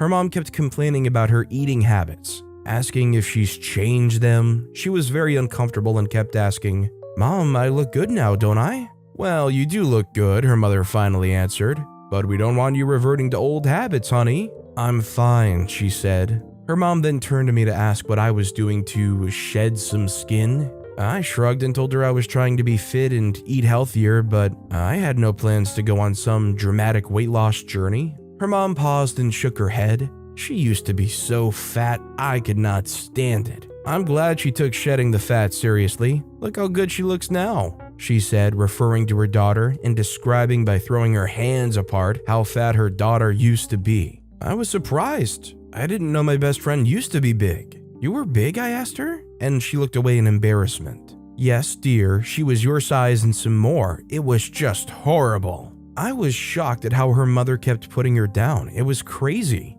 My mother encourages me to eat healthily, and that was it. I never felt pressure to do anything that I didn't want to do, and she never failed to tell me I was beautiful. Despite being a model and being meticulous about her looks, my mom celebrated my size and would always go with me to school to report bullies and demand that school authorities stop the students from bullying me. I stopped telling my mom about the bullies because of how angry she got at them and her endless self-love sermons to me after we had dealt with the issues. When big girls talk about their parents who bully and tease them, I can't relate at all. I even find it difficult to picture, but there I was, seeing one parent who was most likely her daughter's first and biggest bully. I wore a frown all through the meal because I didn't want her mom to ask me any further questions about my weight. The next time I saw my best friend after that strange encounter with her mom, I asked her about it. Her mother and 2 other siblings teased her about her weight all her life. And as soon as she got out of high school, she signed up for a weight loss program, and that was how she got rid of all the weight. Her mom said she was bigger than me, but when my best friend showed me an old picture, she was nowhere near being as big as I was. She was just a little round in the middle. She also told me about what it was like being a big girl in high school. She was bullied, just like I was, but her family never stood up for her and she never stood up for herself. Many of the kids at school did try to get to me, but I always fought them off, and when I couldn't, I told my mom, who would hurry to the school the next day to see the principal and demand that their parents are invited. I felt bad for her and I understood why she was so insecure about her body. That conversation brought us closer. We hung out even more than her other friends. Her roommate had a rich boyfriend with a fancy apartment just outside the campus, so she was barely ever around. I started to spend the night on her roommate's side of the room, and soon after, we were best friends. As our friendship progressed, I noticed that my friend would always try to put me down before everyone. I knew she was doing that because she was insecure about herself, and I allowed her to get away with it for that reason. I knew it was a stupid thing to do, but I did it anyway. While I'm quite reluctant about letting people in and being close friends with them, I was an extrovert.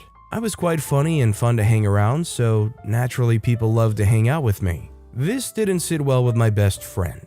Whenever we were together, she was cool and alright, but the minute someone else comes in, especially if that person was a boy, she would start making jokes about my large chest and big thighs, or she would make fun of my hair. I had pink and blue hair all through college. I allowed my best friend to talk about me in that manner for so long that I soon started to feel bad about my body and weight. By the time I was in my 3rd year, my confidence had been affected. It was hard to simply just stay away from her because she wasn't all bad. She was a cool friend, but sometimes behaved herself as though she was intimidated by me. Still, in my 3rd year, I met this very cute guy at a meeting. He was tall, handsome, and very smart. I had a huge crush on him, and all my friends knew about the crush I had on him. including my best friend, of course. I was devastated when one day, my best friend and I were just leaving the library and he saw us. He came over to say hello, and I introduced him to my best friend, and they became inseparable ever since. He would visit her and she would visit him. Soon enough, they started dating and got into a relationship. This didn't sit well with one of our other mutual friends. She was mad at my best friend for dating my crush, and they even argued and fought over it. I guess she stopped being so angry about it because I wasn't angry about it and I never confronted my friend. Truth is, being a big girl, I'm used to guys liking my friends and choosing them over me. It wasn't the first time a guy I liked would look over me and like my friend, but this was the first time that my friend would date a guy knowing that I liked him. It hurt me, but I was so used to not always getting the guys I wanted that I just accepted what had happened. Since he'd become my best friend's boyfriend, we hung out a lot with the other people in our circle. We attended parties together, and whenever my best friend was visiting, he would come to my place to check in on her and see how she was doing. I was just getting over it, but I noticed that whenever I was around her and this guy, she would start getting all touchy-feely with him. She would touch and kiss him and randomly say she loves him. I could tell each time that he was uncomfortable with the excessive public display of affection, but he played along. I just knew that my friend was doing it to get to me because it became really excessive and almost irritating. Also, she would randomly point out my flaws whenever her boyfriend was around. Once, we were discussing low-necked tops, and she talked about how she didn't like to show cleavage. Her boyfriend then said I seemed to enjoy showing cleavage. She rolled her eyes and said, "Not. Her breasts are just too large and hard to control. She could wear a normal top and her cleavage would pop out." It was embarrassing. Her boyfriend laughed to mask the awkwardness, but it was super obvious that he wasn't comfortable with her comment. I wasn't comfortable either. I was embarrassed, in fact, but I wasn't one whose face flushed easily. I knew just how to mask my emotions perfectly, so I laughed it off too. I honestly just planned to simply cut her off, but I decided against it. I decided that I was going to do something even more painful. I reached out to her boyfriend and told him that my then boyfriend had broken up with me. The truth was, the guy I called my boyfriend and I were not even exclusive. We'd gone on a couple of dates and hooked up, but it was never official. I ended things with him, so it all looks real. We used to be friends before he started dating my friend anyway, so he was all sad for me and said he was going to come over and cheer me up with a funny TV show. He came over to my room that evening, and we were going to watch as many episodes of Friends as we could. Just as he was trying to get everything set up, I kissed him. He froze and didn't kiss me back. I ordinarily would have been embarrassed about it, but I wasn't. I knew he would come around, I just sensed it. I stopped kissing him and went back to my reading table, and just as soon as I did that, he dropped his computer on my bed, came over and kissed me. We spent that night making out, talking, watching episodes of Friends, and then pausing to make out again. It was fun. I felt so guilty about it, so I didn't cut my friend off anymore as planned. I'd planned to hook up with him, tell her, and then cut her off. We kept hanging out and acting like everything was normal, but any chance he got, he would come over to my room, and we would make out some more. I didn't tell her that I made out with her boyfriend, and her boyfriend never spoke about it too, though I caught him checking me out too many times. I decided to be the bigger person. I said I was not going to continue making out with her boyfriend.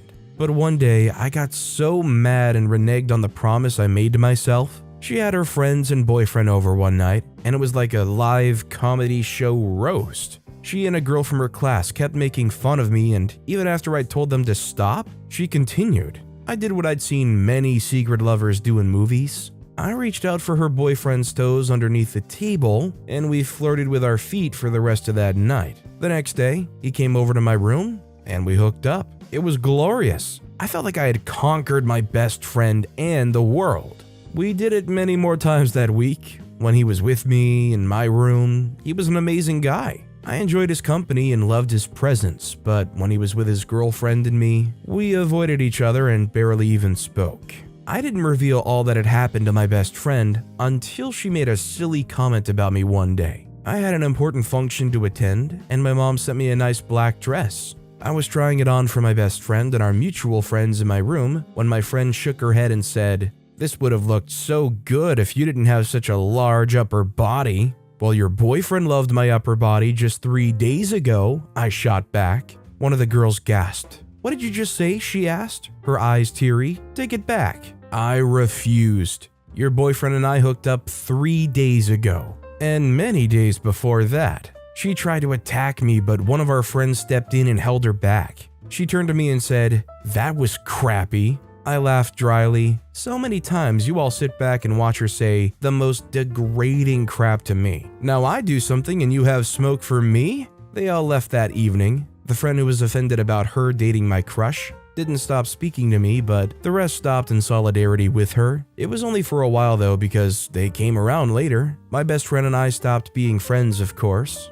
She sent many messages cursing me out, but I don't care. I just laughed and didn't reply. Her boyfriend and I stayed friends, but we never hooked up again. I guess it wasn't fun anymore since I wasn't getting back at anyone. I'm kind of curious what you guys think. In a relationship like this, where you're sleeping with somebody who's in a relationship, but that person you're seeing is like the most kind and caring and sweet person, do you think somebody who's actively cheating like that could leave their current relationship and be a loyal partner to somebody else? Or is that a situation where you may enjoy the fling, but you should not allow it to go anything beyond that? I'd like to know what you guys think down in the comments. That said, that's all the time we have for today. Now, if you want to hear another absolutely crazy revenge story, click on that left video. Or if you missed my latest video, check out the one on the right. That said, I'll see you all next time with some more stories.